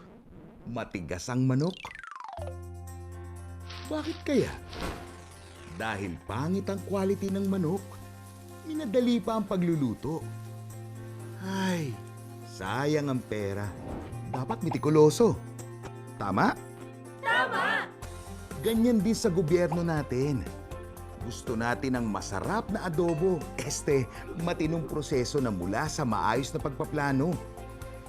Ang pagbili ng gamit ng gobyerno ay dapat nakaayon sa proseso upang matiyak ang pagbili ay sulit. Huwag munang magkamot ng ulo. Madali lang ang procurement. Hindi ito komplikado. Kailangan lang ng masusing pagpaplano at pagsunod sa proseso na itinakda ng Republic Act 9184. Ang RA 9184, mas kilala bilang Government Procurement Reform Act o GPRA, ay ang batas na nagtakda ng tamang proseso sa pagbili ng mga pangangailangan ng gobyerno, kagaya ng supplies, mga equipment, at general support services. Bahagi ng proseso ng pagbili ay ang procurement planning. Dito, nagpa-prioritize ng projects ang mga ahensya para makamit ang kanilang goals sang-ayon sa long-term plan ng buong gobyerno. Kasama rito ang pagtukoy sa tamang specifications at budget para sa procurement project. Lahat ng napagdesisyon ng procurement projects ng isang ahensya ay ililista sa kanilang Annual Procurement Plan o APP kada taon. Anumang hindi nakalista sa APP ay hindi maaaring bilhin ng ahensya. Bakit? Para masiguro ang matalino at wastong paggamit ng pondo. Tapos? Para makasiguro na kumpleto at wastong lahat ng dokumento, ang ahensya ay magkakandak ng pre-procurement conference bago simulan ang pagbili. Mahalaga na malinaw ang pagkakasaad ng specifications and requirements sa bidding documents. Sunod dito ang paglalathala ng invitation to bid para hikayatin ang mga potential bidders na sumali sa procurement. Bago ang takdang araw ng pagsumite ng bids, magkakaroon ng pre-bid conference kung saan pag-uusapan kasama ang mga interesadong bidders ang lahat ng detalye tungkol sa proyekto. Ang mga interesadong bidders ay dapat paalalahanan sa deadline ng submission of bids. Hindi kasi pwedeng tumanggap ng bid lagpas sa itinakdang petsa at oras. Tandaan na ang bid ay dapat na selyado at naglalaman ng dalawang hiwalay at selyadong envelopes kung saan nakapaloob ang mga required technical at financial documents. Ang technical envelope ay naglalaman ng mga dokumento na magpapatunay na eligible ang bidder na sumali sa procurement at ng kanyang technical na kakayanang i-deliver ang goods. Ang financial envelope naman ay naglalaman ng presyo na iniaalok ng bidder para sa proyekto. Isa-isang idadaan ng BAC sa simpleng pass or fail preliminary examination ang mga natanggap na bids para matukoy kung kumpleto ang mga dokumento at kung naaayon ito sa pamantayan. Unang bubuksan ang technical envelope ng lahat ng bidders. Kapag kulang o mali ang dokumentong nasa technical envelope ng bidder, hindi na bubuksan ang kanyang financial envelope. Ibig sabihin, tanggal na siya sa bidding. Kapag na-scrutinize na ang lahat ng technical envelopes, saka palang bubuksan ang financial envelopes ng mga nakapasang bidders. Laging tatandaan na hindi dapat mas mataas sa ABC ang presyo na iniaalok ng bidder. Anumang bid ang mas mataas sa ABC ay matatanggal rin. Bakit? Dahil ang ABC ang limitasyon ng presyo ng proyekto. Para masiguro ng gobyerno na hindi ito gagastos ng higit pa sa nai-budget para sa taon. Sabi nga nila, spend within your means. Bubusisiin naman sa bid evaluation ang mga nakapasang bids upang, una, masigurong kumpleto at naaayon sa pamantayan ang mga impormasyon. At ikalawa, masigurong hindi labis sa ABC ang presyong ini-offer ng bidder. Pagkatapos nito, ay irarank ang mga nakapasang bids mula sa pinakamababang presyo. Ang pinakamababang bid ang tataguriang lowest calculated bid o LCB na isasalang sa post-qualification. Post-qualification? Ito ang proseso kung saan sinusuri ng BAC o ng Technical Working Group ang mga dokumento at impormasyong isinumite para matiyak na lahat ay tama at nasa ayos. Sinusuri rin ang mga nakaraang kontrata, pasilidad, produkto, at pati pinansyal na katayuan ng LCB para masigurong kaya nitong i-deliver ang goods. Bakit? Dahil sa ganitong paraan, masisiguro ng BAC na ang mananalong bidder ay hindi lamang basta mababa ang presyo, kundi ito ay technically qualified. Kapag napatunayan sa pagsusuri na ang LCB ay nakapasa sa legal, technical, at financial requirements, ito ay tatawaging bidder na may lowest calculated responsive bid o LCRB na irerekomenda na gawaran ng kontrata. Ah! O ayan, ang proseso ng procurement sa gobyerno ay kasing dali lang ng pagluluto ng adobo. Kapag naplano at nahanap ang tamang sangkap, malamang walang palpak. Sa ganyang paraan, walang nasasayang. Tiyak na best quality at the best price ay swak na swak. Approve? Approve!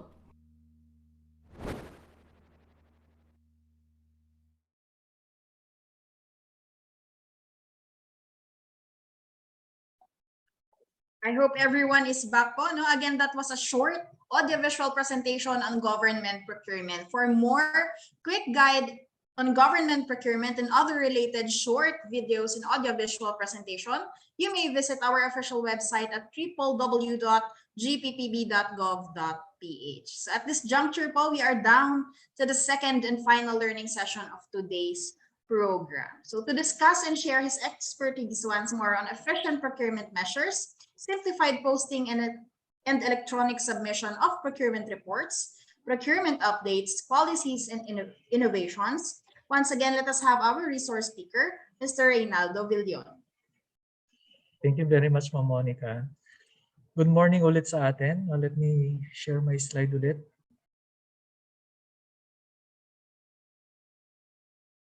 Ayan.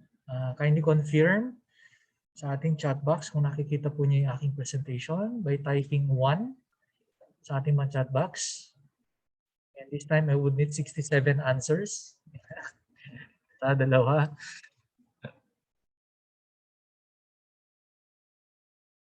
Okay, maraming salamat sa mga sumagot. Okay, so our discussion, no, final discussion for today's module, no, yung ating module number 2 natin for our day 1 will be the efficient procurement measures, simplified posting and electronic submission of procurement reports, including procurement updates, policies, and innovations. Okay, actually, this presentation focuses on the different innovations, no, being introduced by the Government Procurement Policy Board in consideration with our current situation. No? Dahil nga pandemic tayo, may ECQ, may ECQ, ang daming CQ, but hindi na lang po ito applicable sa pandemic. No? Ito po yung tinatawag nating new normal pagdating sa procurement. So it is also applicable when there are declaration of state of calamities and other similar situations. Okay? Ang problema po kasi kapag may mga ganitong sitwasyon is how to continue the procurement. No? What are the things that we need to do before in our current procurement activities, no, in consideration with the situation. Okay, so yun po yung ating pag-uusapan. Tulad dito sa aming lugar, dito sa Tuguegarao City, under ECQ po kami, no? Extended po siya hanggang for another 7 days, no? For another 7 days. So anong mangyayari kapag may bidding ka ngayon, tapos may mga limitations sa movement ng tao, limitations sa dapat pumasok, anong pwede natin gawin? So ito po yung mga instances or activities na pwede natin gawin or options na pwede nating pagpilian kapag meron po tayong mga similar situations. Okay, so our outline for discussion will be the following. Dito lang. So ito po yung ating objectives. By the end of the module, okay, we should be able to acquire knowledge on efficient measures amidst calamity, community quarantine through GPPB Resolution 9-2020. So yung GPPB 9-2020 dapat yung bagong Bible natin sa procurement pagdating sa mga kalamidad, pagdating sa mga ECQ. Number 2, apprised by the simplified posting and submission of procurement reports. And number 3, updated latest policies and innovations on government procurement reform. So ano yung mga outline natin? Number 1, we'll be discussing the efficient procurement measures during state of calamity and implementation of community quarantine. Second, simplified posting and electronic submission of procurement reports. Third, procurement updates, no, on policies and innovations. Fourth, accountability and transparency in government procurement. And number 5, the shift, no, from the manual platform to digital platform. Yan, kaya dapat mag-adjust na rin ang mga procuring entities, especially sa LGUs, kasi may challenge, no, pagdating sa online bidding ng mga LGUs. Okay, number 1, ang challenge sa kanila, yung mga nakakausap ko namin, number 1, yung capacity. No? Kasi yung ilan sa kanila, hindi naman daw medyo akin sa paggamit ng mga gadgets, tulad ng mga Zoom, mga online platforms. Kaya dapat mag-adjust na rin po sila. Number 2, ang challenge ay yung availability ng internet connectivity, especially if your agency is located in an area na medyo mahirap ang signal. No? Pero sabihin ko yung mga nandito ngayon, okay kayo kasi ang Zoom is mahirap, malaking bandwidth pong nire-require nito. Pero kung nandito kayo, ang ibig sabihin, technically capable po tayo. Okay, so let's go to the first, no, topic, efficient measures that we can adopt. So the question is, ano ang pwede natin gawin kung sakaling meron kaming pending procurement transaction, tapos nag-declare ng ECQ and ECQ or meron tayong state of calamity? Okay, ano ang pwede namin gawin? Okay, actually, Resolution number 9-2020, no, promulgated in May 7 and took effect in May 15, 2020, provide guidance and procedures for the efficient conduct of all procurement activities regardless of procurement modality. Meaning it's not only applicable for public bidding. Hindi lang po ito pong public bidding. It's also applicable to alternative methods of procurement. So all procurement transactions, no, for that matter. Kailan? During national, locally declared state of calamity, where movement of people and mass public or private transport are limited. So ang challenge dito is because of the declaration of state of calamity or declaration of ECQ, bidders cannot just hop from one place to another. Kasi that would be very risky for all of us. And I think, no, I for one, I don't want to have a meeting with someone that came from other places. Kasi may exposure tayo. May hirap po yun. Ano? Okay? So anong pwede natin gawin? Ano yung mga options na available sa atin? Yung po yung nakalagay sa ating GPPB Resolution 9-2020 2020. Okay, before we can choose kung ano yung mga option, the first thing that the procuring entity should do is to assess yung kanilang procurement projects, not only for the 2020 projects, but all succeeding projects or ongoing projects while the declaration is ongoing or in effect. Okay, so procuring entity should assess and review all planned and ongoing procurement for the fiscal year and identify which should be discontinued, yan, or terminated, identify projects that can be continued. So dalawa. First option is to discontinue. Second option is still to continue. And third option, to suspend. Okay, so there are three available options for the procuring entity. To discontinue, to continue, to suspend. Okay, GPP Resolution 9-2020 also provide different activities that you will have to do in any of those options that you may choose. Okay, the review of the existing requirements for the procurement projects that will be pursued if you wish to continue. At the same time, cover only those procurement activities that can be implemented during the year. Yan. So pwedeng i-continue mo pa rin, pero you will adapt yung mga processes and procedures available in the policy, in order for you not to have expose yourself into unnecessary risks. Okay, or number 3, baka pwedeng i-suspend mo na lang muna while the state of calamity or the ECQ or MECQ is still in effect. Okay? Ayan. So, anong sinasabi? If you wish to continue the procurement process, after there was declaration of state of calamity or public health emergency, ECQ or community quarantines, ano po? Okay, the GPPB encourage you to maximize existing procurement rules and regulations in order for you not to expose to potential hazards. And what are these existing policies or rules? Number 1, the use of video conferencing or webcasting or similar technology in the conduct of back meetings. So instead of the back members meeting in one place, a conference room, pwede naman kayo mag-conduct ng meeting using video conferencing, webcasting, or similar technology. Okay? Nakalagay naman po sa rules natin that your online participation is already counted as part of quorum. Minsan may nagtanong, sabi niya, sir, paano po kapag kayo isang back member namin or majority of the back members became COVID positive and they were all advised to stay in the quarantine facilities. So wala kaming capacity to meet face-to-face. Anong gagawin namin? May bidding kami bukas. Okay, nakalagay po doon na you can still ask them to participate online kung meron po silang kakayanan. Okay, kung kaya po nilang mag-participate. Okay, number 2, ang isa pa pong exposure ay yung pagpasa ng manual paper from one person to another. Kasi sabi nga nila, the virus may reside on the paper. Okay, so instead of passing the documents manually, we can use digital signatures in the procurement-related documents. Okay, digital signature na lang ang ilalagay natin. So wala nang papel na papasa, online na lang po. Input na lang po yung mga digital signatures nila doon sa mga documents na kailangan nilang pirmahan. Okay? Okay, we can adopt that. Okay.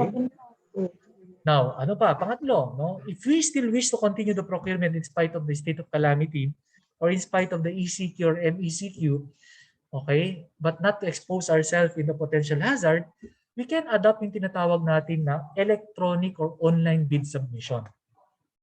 So hindi na po sila magsasabit ng envelope sa atin manually. We can ask them, but it should be expressly provided in our bidding documents.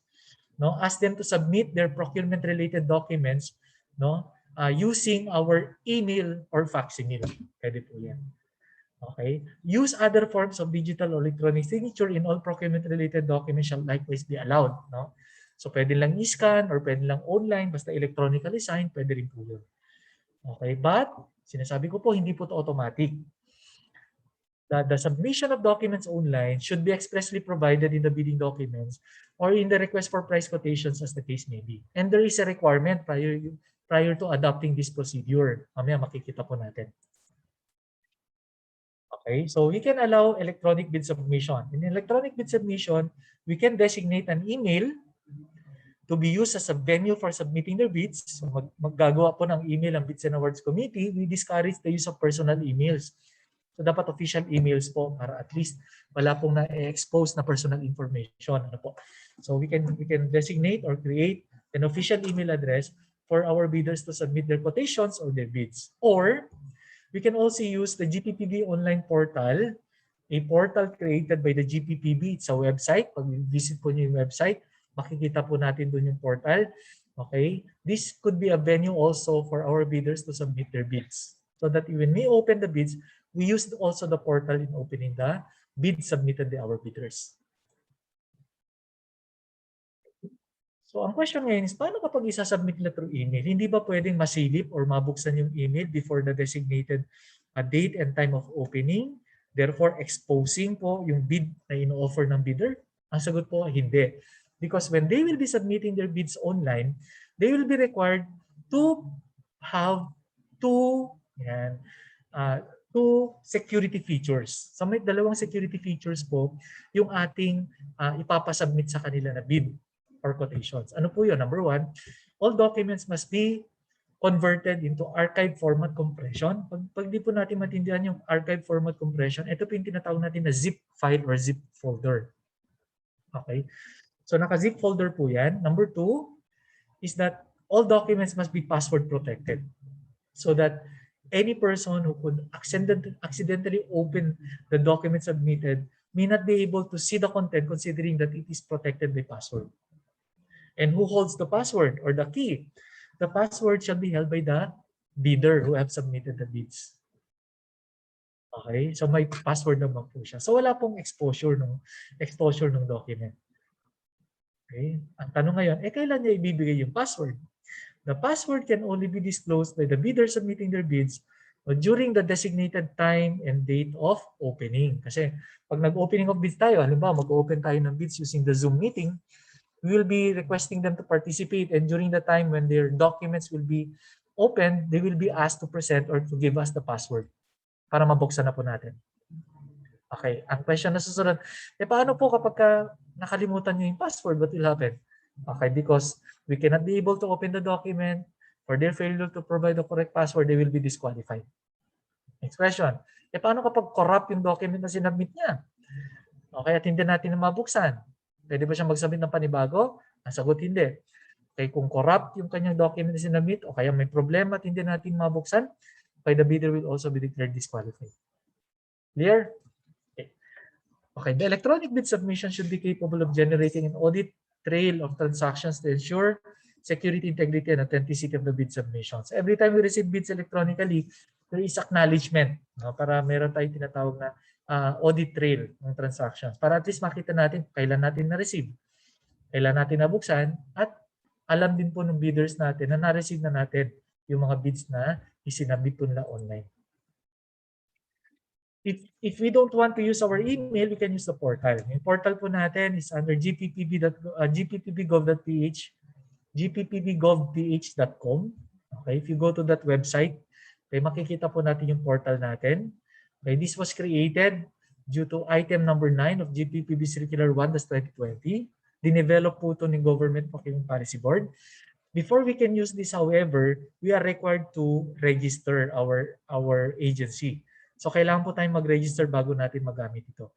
You don't worry, the registration is simple. It's just about 5 minutes po na registration. Kailangan lang po natin ilagay or ibigay yung correct information. So pwede po yung itry yan. Okay. May requirement ba bago ka makapag-adapt ng online bid submission? Meron. At anong requirement? The requirement is provided under GPPB Resolution 12-2020. Okay, and that requirement is the submission of a certification. Okay, sino ang magbibigay ng certification? The certification must be using a GPPB prescribed format. Yan po yung gawing kanan ng inyong screen. Okay, kapag na-download po nyo ang GPPB Resolution 12-2020, naandun na rin po yung format ng certification natin. Sino ang magbibigay ng certification? The certification must be issued by the highest official managing the IT system of the agency. It does not have to be a person occupying an IT permanent position. So kasi baka yung LGUs dito wala naman silang information technology plantilla position. Pwede rin po yung mga nag-o-occupy ng mga hindi naman IT positions pero sila pa yung designated na IT point person or yung mga nag-handle ng IT ng inyong agency. Okay? Okay, the certification must describe the electronic system or procedure to be used by the procuring entity for the electronic submission and receipt of bids in compliance with Resolution number 9/2020. Tapos ang kailangan lang, i-email lang natin yung ating resolution dito sa email address na to, itcertification@gppb.gov.ph. Email lang po natin yan. Okay? Clear? Take note, yung certification po is a one-time requirement. Once we have issued the certification, we are no longer required to issue another certification in the succeeding procurement activities that we'll be conducting. Kasi pag na-issue na po natin, alam na po ni GPPB na capable tayo, so we can already use online bid submission in the succeeding procurement activities without the need of issuing another certification. So ito yung procedure sa electronic or online bid submission. So, invitation to bid should provide clearly that you are allowing submission of bids online. So dapat nakalagay po sa bidding document yan. The bidder shall submit their bids through any of the above mentioned facilities, whether email or in the portal. Upon receipt of the first and second envelope, si procuring entity through the SBAC Secretariat should generate a bid receipt page for the official time of submission, which can be saved and printed by the bidder. So dapat may acknowledgement kayo. Para meron din pong document na pinanghahawakan si bidder na natanggap po yung kanyang bid. Okay. As to manual submission, as with manual submission, similar to manual submission, bidders can also modify their bid online. Kaya lang, pareho din po sa manual. Hindi naman natin binabalik yung dati niyang sinubmit pag mag-modify siya. Okay, they will be requested to submit another bid with an indication that it's a manual or it's a modification. Okay, modification. So that the Bids and Awards Committee may be able to identify the proper document to be open. Yun yung po yung folder na meron siyang modification na title. Ano po? Okay. Online submission, you're also allowed to withdraw your bids anytime before the deadline of submission of bid. Pareho lang po ng manual. Pero ang pagkakaiba sa manual, if you withdraw your bids, ibabalik yung bid sa inyo. Pero sa online, walang ibabalik kasi hindi naman pwedeng i-resend yung email sa inyo dahil mariretain pa rin naman yung copy sa kanila. Okay, i-recognize at i-acknowledge na siguro yung withdrawal nyo ng bid, signifying that the Bids and Awards Committee will not anymore be opening the online bid you have submitted. Okay, for electronic bid submission, bidders shall send another bid with modification. Okay, clear? Again, any questions? Pwede pa rin po kayo mag-type sa chat box natin. Okay. Ngayon, kung merong ECQ, merong MECQ, merong state of calamity, the problem for our bidders is their capacity to secure documents for bidding. Kasi there are documents that needs to be secured from external party before they can participate. Among which is the required that some of the documents are to be notarized. Yeah. So DPPB Resolution 9/2020 also allows the procuring entity to accept alternative documentary requirements due to state of calamity or other similar situations. At ano yung mga document na pwede nating tanggapin kapag mayroong mga declaration na ganito? Number one, yung unauthorized bid securing declaration at unauthorized omnibus sworn statement. Okay, bakit? Kasi nga po, walang notaryo na bukas. So, hindi sila makakapag-notaryo. Okay, dahil dyan, pwedeng unauthorized, tatanggapin natin. Pero take note, ano po, ang reference po natin ng ECQ or state of calamity is not the procuring entity's location. Hindi po yun. Okay? Ang determination po natin kung i-allow natin alternative documentary requirement is whether or not the location of the bidder was under state of calamity or public health emergency such as ECQ or NECQ. Clear? Okay. Second, we are also allowing them to submit expired mayor's permit with official receipt of renewal of application. Okay. Anong pagkakaiba nito dun sa nakalagay sa ating IRR? Kasi sa IRR, pwede rin namang expired mayor's permit with official receipt. Okay, ang pagkakaiba po itong number 2 na to dun sa IRR natin is that sa IRR po, the mayor's permit updated is required to be submitted during the post-qualification. Tama? Pero dito, sa ating state of calamity or public health emergency, the mayor's permit official, yung updated, will be required only to be submitted prior to payment. Okay, kuha po natin. Okay, and the last is submission of performance securing declaration in lieu of performance security. Alam naman po na sa public bidding, there are only 3 possible performance securities to be submitted at the option of the bidder or the contractor. Number 1, yung ating cashier check. Number 2, bank guarantee. And number 3, surety man. Okay? Pero teka, bangko, insurance company, sarado naman sila pag state of calamity. Saan sila kukuha ng pang performance security? Okay, kaya po lumabas yung tinatawag natin na performance securing declaration. Performance securing declaration is an affidavit, no, similar to bid securing declaration. Okay? It only needs to be notarized. Pero dahil exempted naman po or allowed naman po na hindi mo na siya notaryado because of the state of calamity, so this will only emanate from the bidder. So hindi po niya kukunin sa third party.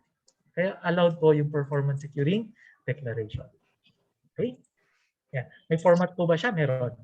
If you download GPP Resolution 9-2020, you can also download yung copy po ng format ng performance securing declaration natin as part of the Annex A. So nakalagay po dito, similar to PSD used in the framework agreement, such declarations will state among others, the winning bidder shall be blacklisted from being qualified to participate in any government procurement projects for 1 year in case of first offense, 2 years if there is a prior similar offense, and in the event it violates any of the conditions stated in the contract. So pa-download na lang po yung format para may reference po kayo. Sakali may mga bidders po kayo, contractor suppliers, na mag-submit po ng performance securing declaration. Okay? So yun na po. Pag itutuloy po ninyo yun, if you wish to continue. Okay, yung first option. Paano naman kapag isususpend lang namin? Allowed ba yun? Ang sagot, yes. That's the second option. Okay, you can suspend, or number 3 option, you can terminate the procurement activities. Okay, suspension means that you're only temporarily stopping the procurement activity, okay, and waiting for the state of calamity to lapse or to be lifted, or ECQ or MECQ to be lifted. After it was lifted, you continue with the process. Okay, i-stop lang ninyo at itutuloy din yung pagkatapos.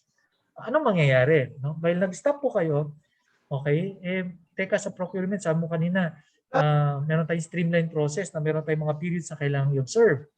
Okay, because you have declared suspension in the conduct of procurement due to the declaration of state of calamity or any other situation. Okay, that the counting of the periods prescribed under the law will also stop. Kaya meron tayong tolling of the periods for procurement projects. Temporarily stop din yan. Pero take note, hindi po automatic ang tolling period. There is a requirement that you must issue notice of suspension. Okay? The Bids and Awards Committee should issue notice of suspension. Okay, pag sinabi natin tolling of procurement periods, okay, ganito po yung example. Ano po? Example, nagkandak po tayo ng bidding ng May 12, nag-bid opening po tayo. For the next 16 days, ongoing po yung ating post-qualification. Then finally, on October 28, nag-declare po ng state of calamity because of a typhoon probably or flood. Okay? So anong nangyari? No? The procuring entity through the bid secretariat issued a notice of suspension on May 29. So nag-issue na po ng notice of suspension. Okay, dahil nag-issue po tayo ng notice of suspension from May 29 kasi state of calamity lasts normally for 1 month. From May 29 to June 29, temporarily may stop po yung counting natin. Yung po yung tinatawag natin na period stalled or suspended. Nung na-lift ng May 29, we now continue the procurement procedure. So May June 30 na tayo magko-continue. But the continuation prior to resumption, you have to issue notice again to your affected bidders.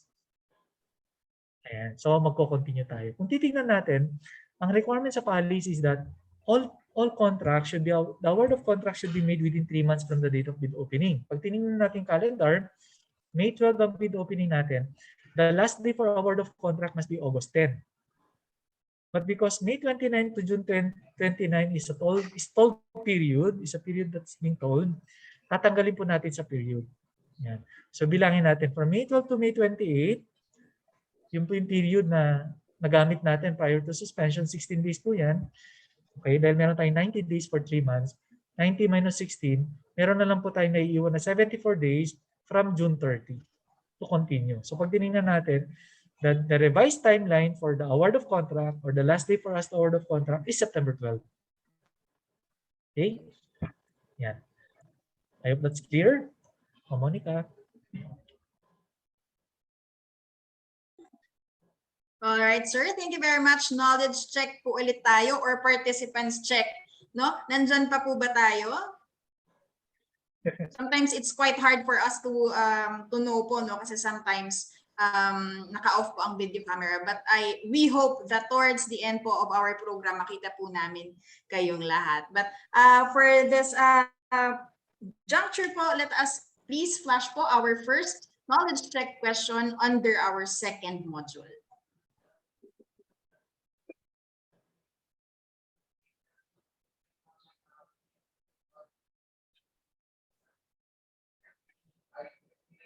May we please request our technical team to please flash our knowledge check question. Again po, no, answer this question po via the Zoom polling feature.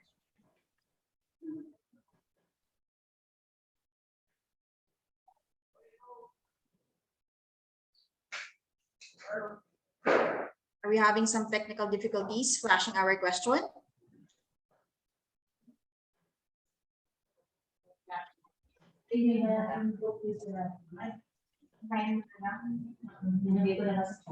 All right, so at this point po, I think we're having some technical difficulties po with the polling feature. But for this question, I will be reading it, and I think our secretariat have dropped the question in our Zoom chat box. So via Zoom chat box na lang po ulit natin sagutin. So the question is, the efficiency measures in the conduct of procurement provided under GPPD Resolution number 09-2020 may be applied to which modes of procurement? Letter A, competitive bidding and negotiated procurement emergency cases. Letter B, all alternative methods of procurement. Or letter C, all methods of procurement. Or letter D, negotiated procurement emergency cases and lease of real property and venue.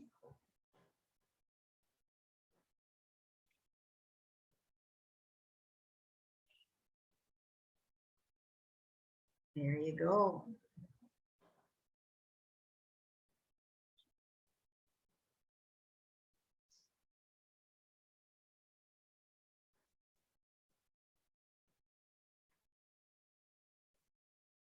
All right, sir. I think we have the majority.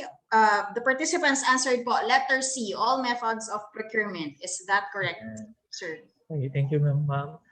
Congratulations sa mga sumagot. So the correct answer is letter C, no? All methods of procurement, public bidding or alternative, covered po ng ating policy. Yan, gising pa nga sila, sir. So, all right, let's proceed to our lecture proper. Thank you. Okay, thank you very much sa mga sumagot. Sa mga hindi pa nakasagot, baka may technical problem din. Na-late lang dumating yung mga sagot na. So let's continue. Okay, so punta na po tayo sa simplified posting. Now, before we go this, tatlong option po ha. Tatlong option. Kapag may ganung situation, number 1, you may wish or you may opt to continue. Number 2, you may opt to suspend. Or number 3, you may terminate the procurement. Now, pwede rin pong mag-stop na sa procurement. Okay, terminate natin or declare failure of bidding. Pwede rin po yun. Okay, para po pag nakita natin hindi na kailangan yung project na ini-implement natin. Okay? So that's without prejudice to section 37 and section 35 and section 41 of our IRR. Now let's go to the simplified posting of electronic submission of procurement reports. Alam po namin na isa sa pinakamahirap din na ginagawa yung monitoring po ng submission. Kasi may mga LGUs po talaga na hindi nagko-comply ng mga dito. This will serve as a reminder na meron tayong mga mandatory features po ng submission ha. Hindi po to option, mandatory po ang mga to. Okay, GPPB Resolution 11/2020, GPPB Circular number 2/2020, dated May 20 and took effect May 27, 2020. Okay, provide guidelines in the posting of our APP PMRs, including the duly approved that are duly approved by the HOPE or its designated section of procuring entities. In the procuring entities website, in the absence of such, in the conspicuous place reserved for the purpose within the premises of the procuring entity. Okay, uulitin ko. Okay, the submission or the publication of APPs and PMRs that are duly approved, okay, should be published in the designated section of the procuring entities website. Kung wala po kayong website, in any conspicuous place reserved for the purpose within the premises of the procuring entity. And the GPPB shall no longer post said requirements in the website. So, hindi po ipapublish, kayo na po magpapublish. But it doesn't mean that you are not required to submit. No? Kailangan po pa rin po kayo mag-submit kay GPPB, kaya lang hindi na lang po nila pinapublish. Kayo na po mag-publish. All procuring entities shall likewise submit to the GPPB, yung sinasabi ko kanina, the respected APPs, PMRs, and APCPA results duly approved by the home or his or duly authorized representative through electronic mail. So, i-email lang po natin. Anong i-email natin? Dalawa po, kasi nakalagay po dyan and. Dalawang file po ng bawat dokumento. Okay, the Excel file including the PDF file of the document. So, kung magsasubmit po kayo ng APP kay GPPB, kailangan dalawang file po representing the Excel format, okay, ng inyong APP, including the PDF format. Okay, printed copies hindi na po kailangan. Huwag na kayong magsayang ng papel. Online submission na lang po ang nire-require natin. Okay, saan tayo magsasubmit? Ito po yung mga email addresses. Pwede pong pakigrab na po yung picture. Ayan, o kaya mabibigyan naman po kayo ng copies ng ating presentation. Ito po yung mga mandatory email kung kailan, saan natin official email addresses kung saan natin sinasubmit yung mga documents. For APP, it should be submitted with app@gppb.gov.ph, PMR at gppb.gov.ph, APCPI@gppb.gov.ph. So madaling i-memorize kasi kung APP dagdagan mo lang ng @gppb.gov.ph and so on and so forth. In case of discrepancy, however, of the data submitted between the PDF and the Excel file you have submitted, it will be the PDF file that will prevail. So yun po yung i-recognize ng ating GPPB. Okay? The format, yung mga formats po, prescribed forms na pwede natin gamitin in the preparation of these documents can also be downloaded sa website po ni GPPB. You just visit our website. Ayun po yung www.gppb.gov.ph. I-click lang po yung downloadables icon, tapos may mga forms po doon. Piliin po natin yung mga forms, i-download natin para meron po tayong basis sa pag-prepare ng mga documents. Okay.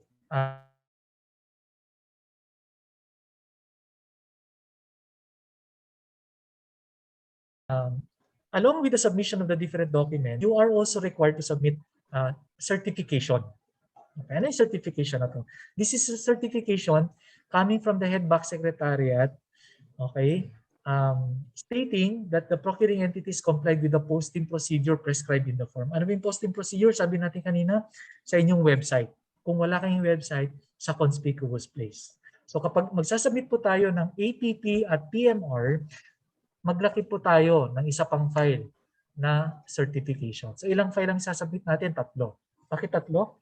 Excel format, PDF format ng document, and then the certification, the posting certification. Reminder that the APP electronic submission by the APP shall be approved based on the approved budget of the agency. Papag-aralan naman ninyo pagdating sa planning. Submission of indicative APPs shall not be considered as compliance. Kasi alam ko na kung bakit meron pong nagtanong, Ma'am Monica, nung ating virtual store. Kasi ang deadline po ng submission ng virtual ng APP-CSE ay noong August 31. Okay? Ang problema yata baka magkaroon sila ng problema. So that is a requirement. Pero titingnan natin, ang nire-require po ng GPP is the submission of the APP, APP po. The submission of indicative APPs, which normally required until November 15 po sa ating calendar, are not considered compliance.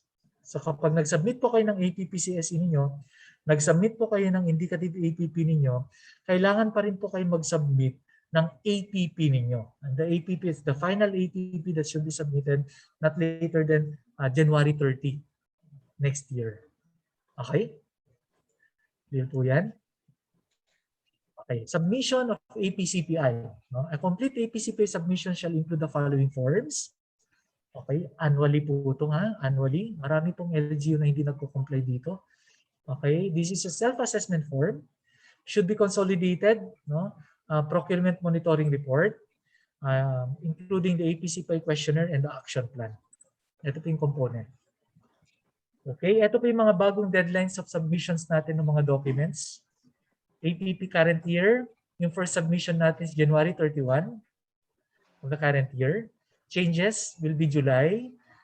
Changes in the second semester will be for the next January. For procurement monitoring, 14 days before the close of the semester. Yan, ha? Tanda natin. For APCPI, March 31 of the succeeding fiscal year. Okay? Now, because of the pandemic, nagkaroon ng konting extension po yung mga submission natin.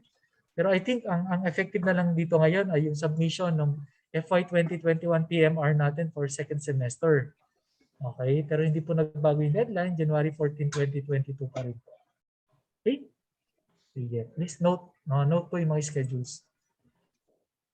Okay. When you have submitted your documents through online sa email po ni GPPB, GPPB PSO will provide automatic acknowledgement. Kasi sabing automatic acknowledgement, hindi po tao yung nagre-reply sa inyo. No? Yung system po nagre-reply. Kaya siya tinawag ng auto-generated acknowledgement.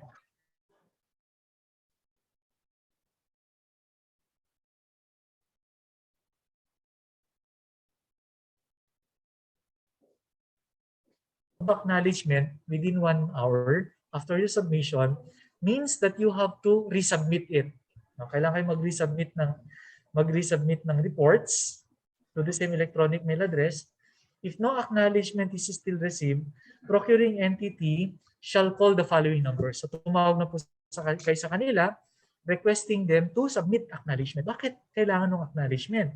Because during the evaluation of the PBB, performance-based bonus and any other evaluation for compliance of this requirement, it's the auto acknowledgement that will be used as the proof for complying with the submission.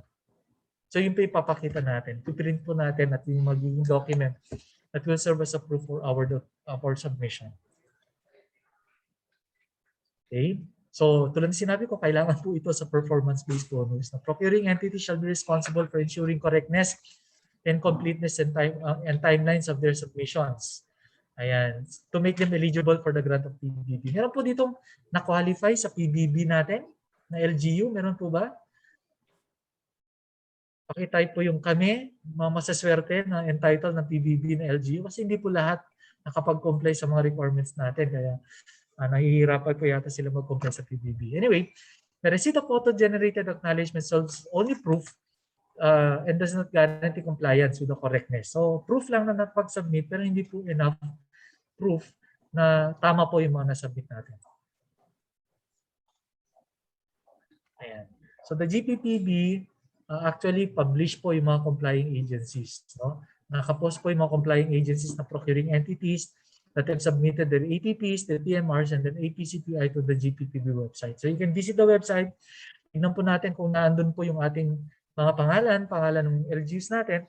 Kung naandun po, ibig sabihin nakapag-comply po tayo. Kung wala po, ibig sabihin hindi po tayo nakapag-comply. And I think that will already serve as our motivation din. Sana makakomply natin because these are not optional, no? These are mandatory requirements. Okay?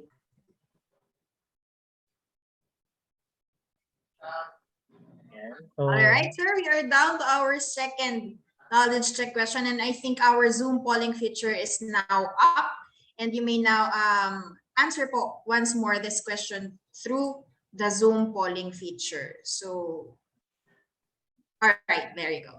The question is, pursuant to GPPB Circular 02-2020, the BAC Secretariat shall submit a certification to GPPB stating that the PEs, APP, and PMR duly approved by the HOPE have been posted in the agency's website or in the absence of such at any conspicuous place reserved for this purpose within the premises of the PE.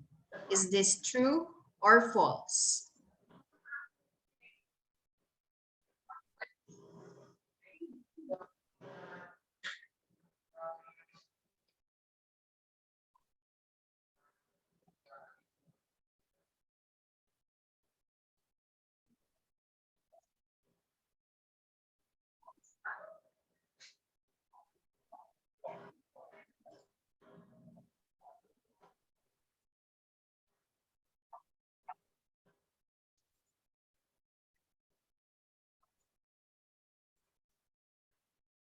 Nag-iisip pa po ang iba, sir. Alright.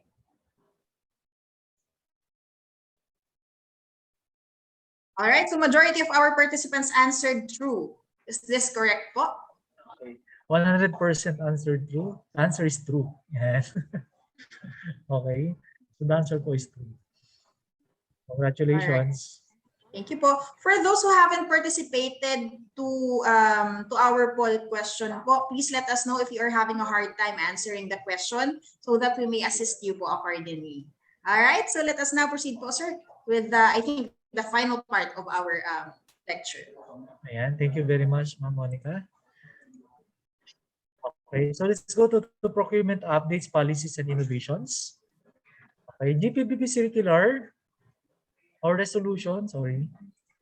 Resolution number 6-2021 and GPPP circular 2-2021. Ito po yung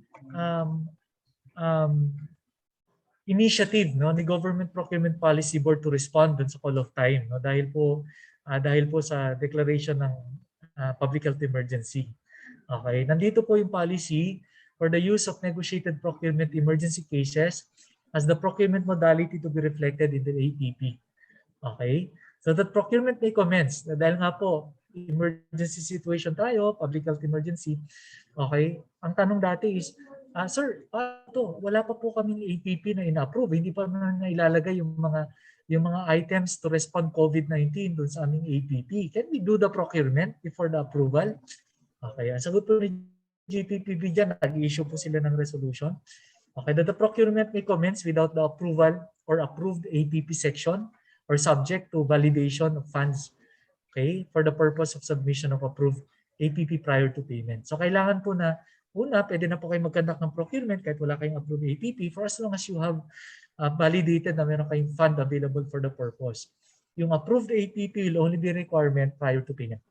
Okay, the documentary requirements under negotiated procurement emergency cases shall not apply to COVID-19 vaccines. Yan, kasi pag bumili tayo ng vaccine, although LGUs are not allowed naman to directly purchase vaccines from the suppliers, kasi kailangan tayong sumunod dun sa ating tripartite agreement. No? The procurement will be determined by the DOH and NTF in their negotiations. Okay, so kausapin po natin si DOH at NTF dun sa mga vaccine, no? Vaccine procurement natin. Advance payment, okay, ano ba yung rules sa advance payment? Sa goods, bawal. Unless or without the approval of the president, except for those activities under trade practices na pwedeng mag-advance payment up to the extent of 50%. Pero sa ating procurement of vaccines, advance payment made up to the full cost of the contract price is allowed, provided that it was required by the supplier, manufacturer, or distributor of the or service provider. So, yan po, no, yung mga policies natin pagdating sa vaccination program natin. No? Sa mga LGUs yan na gustong bumili ng vaccine, kindly download the policy so that we can be guided, no, accordingly.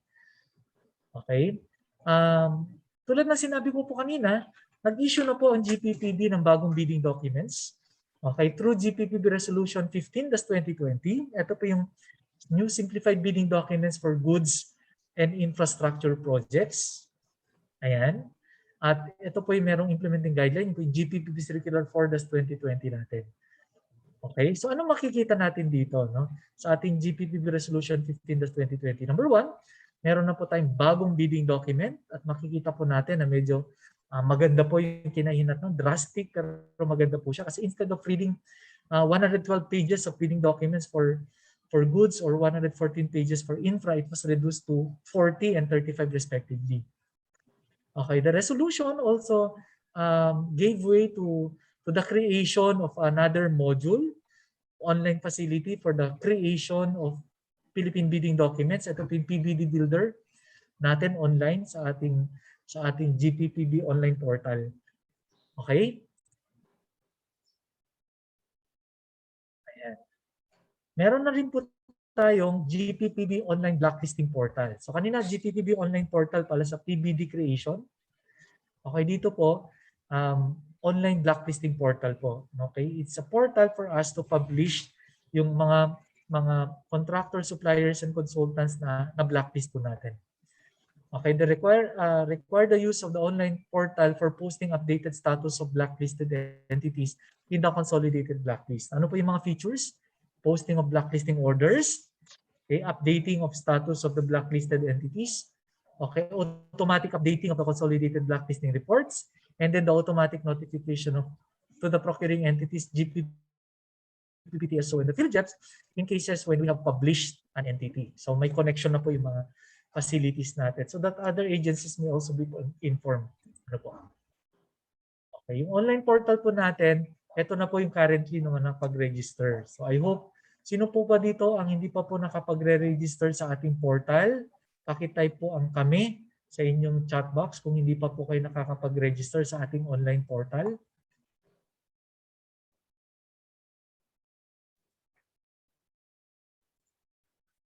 Ayan. Lahat naman registered kasi walang nag-reply. Okay. Overall, ang total registered is 144. As of 2020, may 118. 2021, may 26. Ayan. Yung mga hindi pa po nakakapag-register dito, register na po kayo kasi dito na po kayo magpapublish ng mga blacklisted ninyo. Okay? At dito, pwede po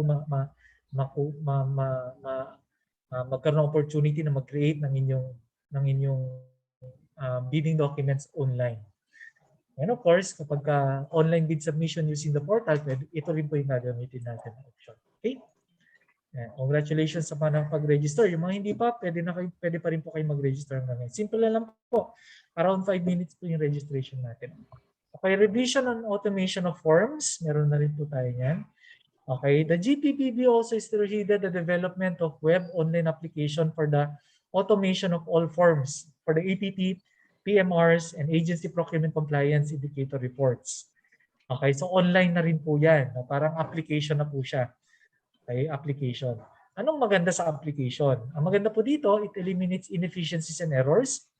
It is readily available information and convenient for and user-friendly kasi you don't have to type anymore. Just click lang po natin yung mga icons para ma-tick mark yung mga information na kailangan natin gawin. And then you don't have to maintain a file susceptible for errors or susceptible for corrupt.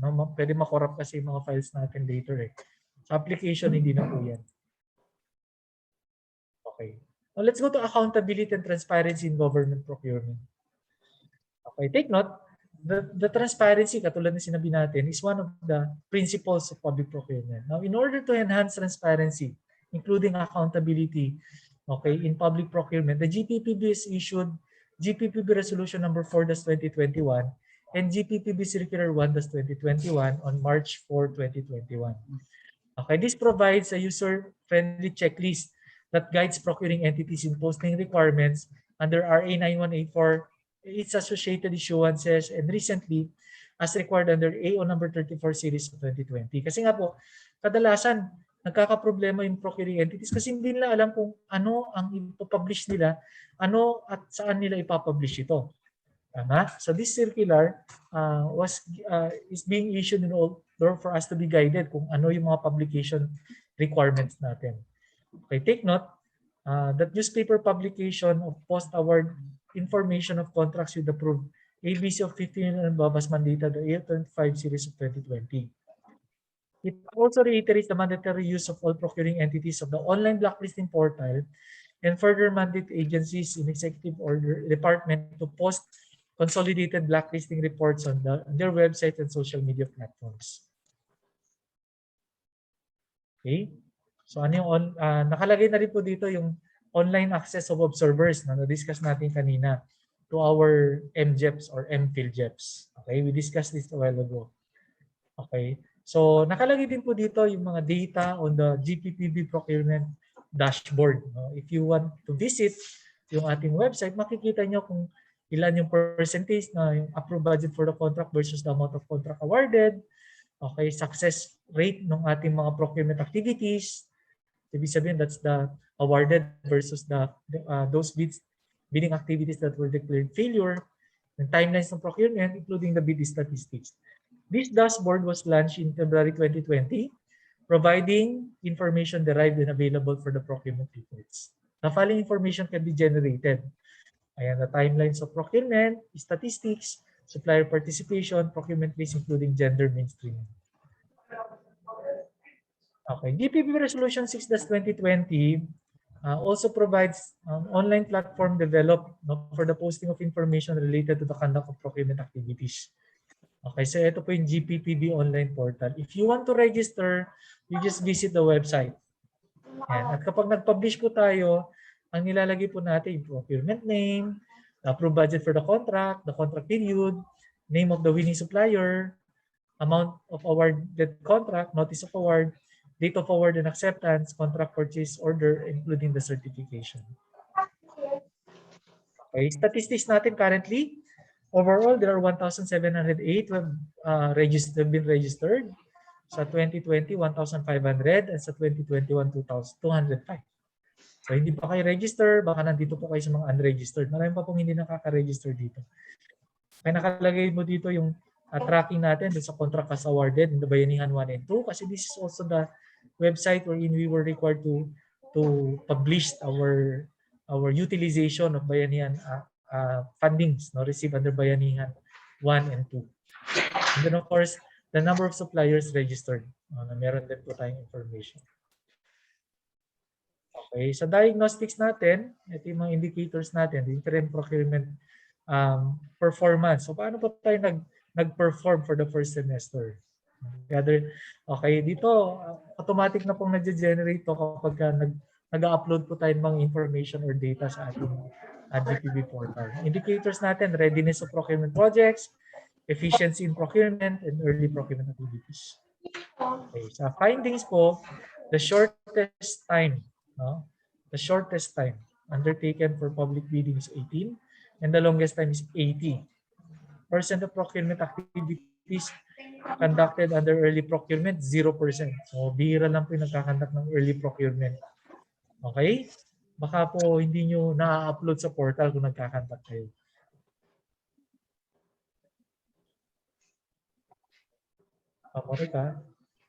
All right, sir. So I think we are down to the final knowledge check question po under our second module. So the question is, PEs are mandated to use the online blacklisting portal. Is this true or false?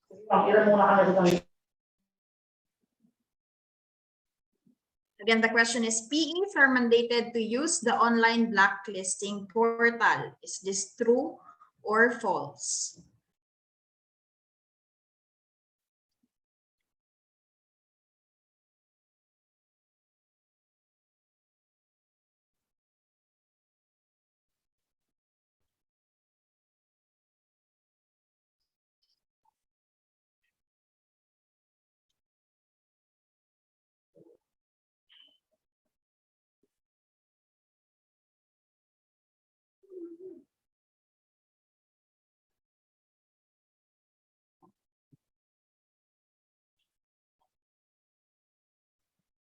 All right, so majority of our participants are answered true.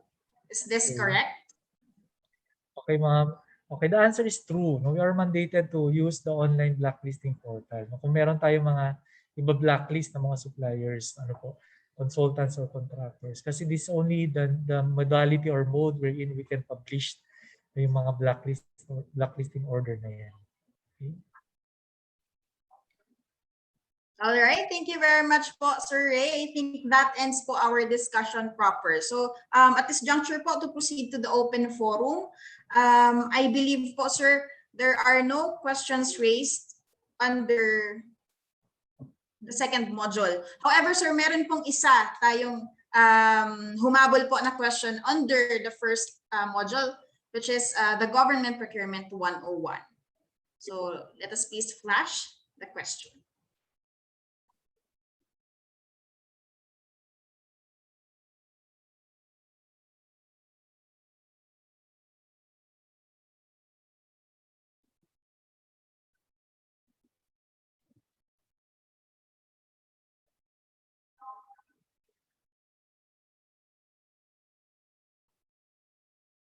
All right. Regarding the prohibition of internal auditors to be members of the BAC, hindi po ba prohibited din ang internal auditors to be part of the TWG and BAC Secretariat since based on Administrative Order 278 dated April 28, 1992, it states that internal auditors shall not be responsible for or required to participate on procedures which are essentially a part of regular operating activities.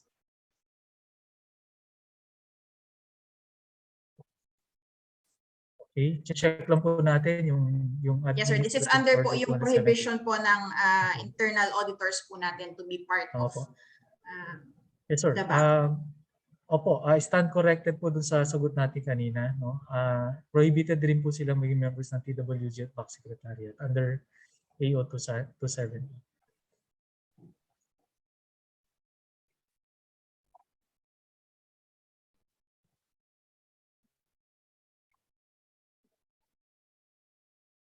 All right. So regarding din ito, sir, dun sa poll question po natin, I think the fourth question, internal auditors are prohibited as member of the BAC, All. BAC Secretariat, Technical Working Group, or all of the above?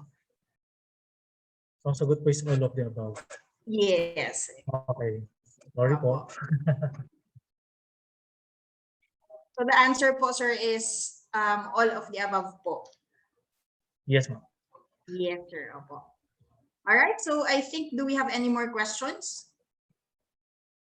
Budget officer. Ayan, sir.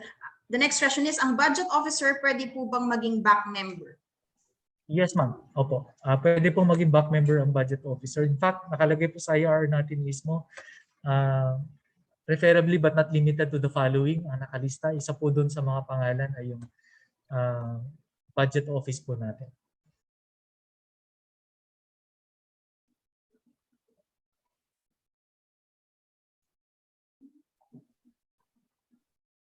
All right. Yes, ma'am. So meron pa pong questions? I believe that was our last question. So if you have more questions po, you may still ask them out by visiting slido.com. All you have to do is to just type in the event code #governmentprocurementph, to which the GPPBTSO will answer through an issuance or through FAQs. So at this point po, we would like to thank again our resource speaker, Mr. Reynaldo Villon, for accepting our invitation and for extensively and enthusiastically attending to the concerns and questions raised by our participants on both our first and second learning session. Alam niyo po, it is always both a joy and a pleasure to have you in our virtual event, sir. So, and to our participants po who actively participated all throughout the course of our program, thank you all very much. And again po, for our winners, congratulations po, and please check your emails or chat boxes. Our technical team po shall coordinate with you on how you may claim your special tokens. Now, before we proceed to the final reminders, allow me to provide a recap or bird's eye view of our today's learning sessions.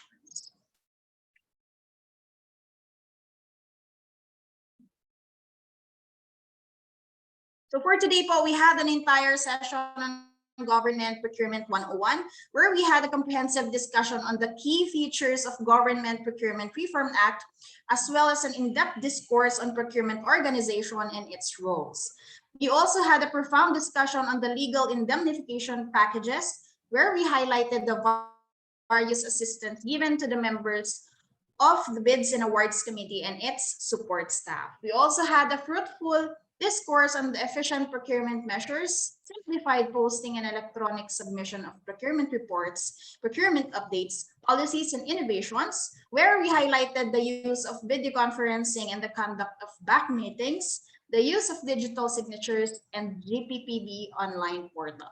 We also discussed the simplified posting of procurement reports and through electronic submission. Finally, we also had a meaty discussion on the accountability and transparency measures in government procurement, along with the recent issuances and policies of the GPPB. Both sessions are led, of course, by our resource speaker, Mr. Reynaldo Villon. Once again, we do hope that you were able to have a deep dive in our today's learning sessions on Government Procurement 101 and efficient procurement measures, simplified posting and electronic submission of procurement reports, procurement updates, policies, and innovations. Now, for the final important reminders, again, we would like to remind the participants to please accomplish the participants' daily attendance sheet by visiting po the link or scanning the QR code provided in our chat box or in our email. Rest assured po that all the information gathered for this online training shall be treated with utmost confidentiality consistent with the provisions of the Data Privacy Act. All right, so finally, for tomorrow's session po, please be reminded that the program shall start at 8 a.m. and we would like to request everyone to log in at least 10 minutes before the program, or perhaps for everyone po who are yet to receive our special token as our early birds, perhaps tayo pong mga not so much of a morning person, maybe let us have our alarms earlier than the usual because our special tokens are just waiting for you in the coming days. Also, please be advised po that we shall again be using the Zoom platform, which credentials shall be sent po again by our event secretariat. So finally po, may we request everyone to please switch on their cameras to commemorate po this learning session with our resource speaker, Sir Ray. Let us have our groovy po, yung sabi nga po nila. So we shall be having 3 shots in my count. All right, ayan. It's good to finally see po the beautiful faces of our participants. All right, are we ready? Ready, 1, 2, and 3. For our second shot, ready, 1, 2, and 3. And finally, for our third and final shot, ready, 1, 2, and 3. And that is it. That concludes the first day of the online training for the Municipal Local Government Units on Government Procurement Reform Act, or the Republic Act number 9184 and its 2016 revised implementing rules and regulations. In behalf of the Government Procurement Policy Board Technical Support Office, this has been your facilitator, Monica Marie Sadia. Thank you all very much and see you all tomorrow. Thank you. Bye-bye po. Ingat po tayong lahat. Thank you, Sir Ray. Thank you. Sir Ray. Thank you so much, Sir Ray. Ingat po kayo dyan. Extended ECQ. Thank you po, Sir Ray. Ingat po, Ma'am Laura. Thank you po. Ingat. Thank you po.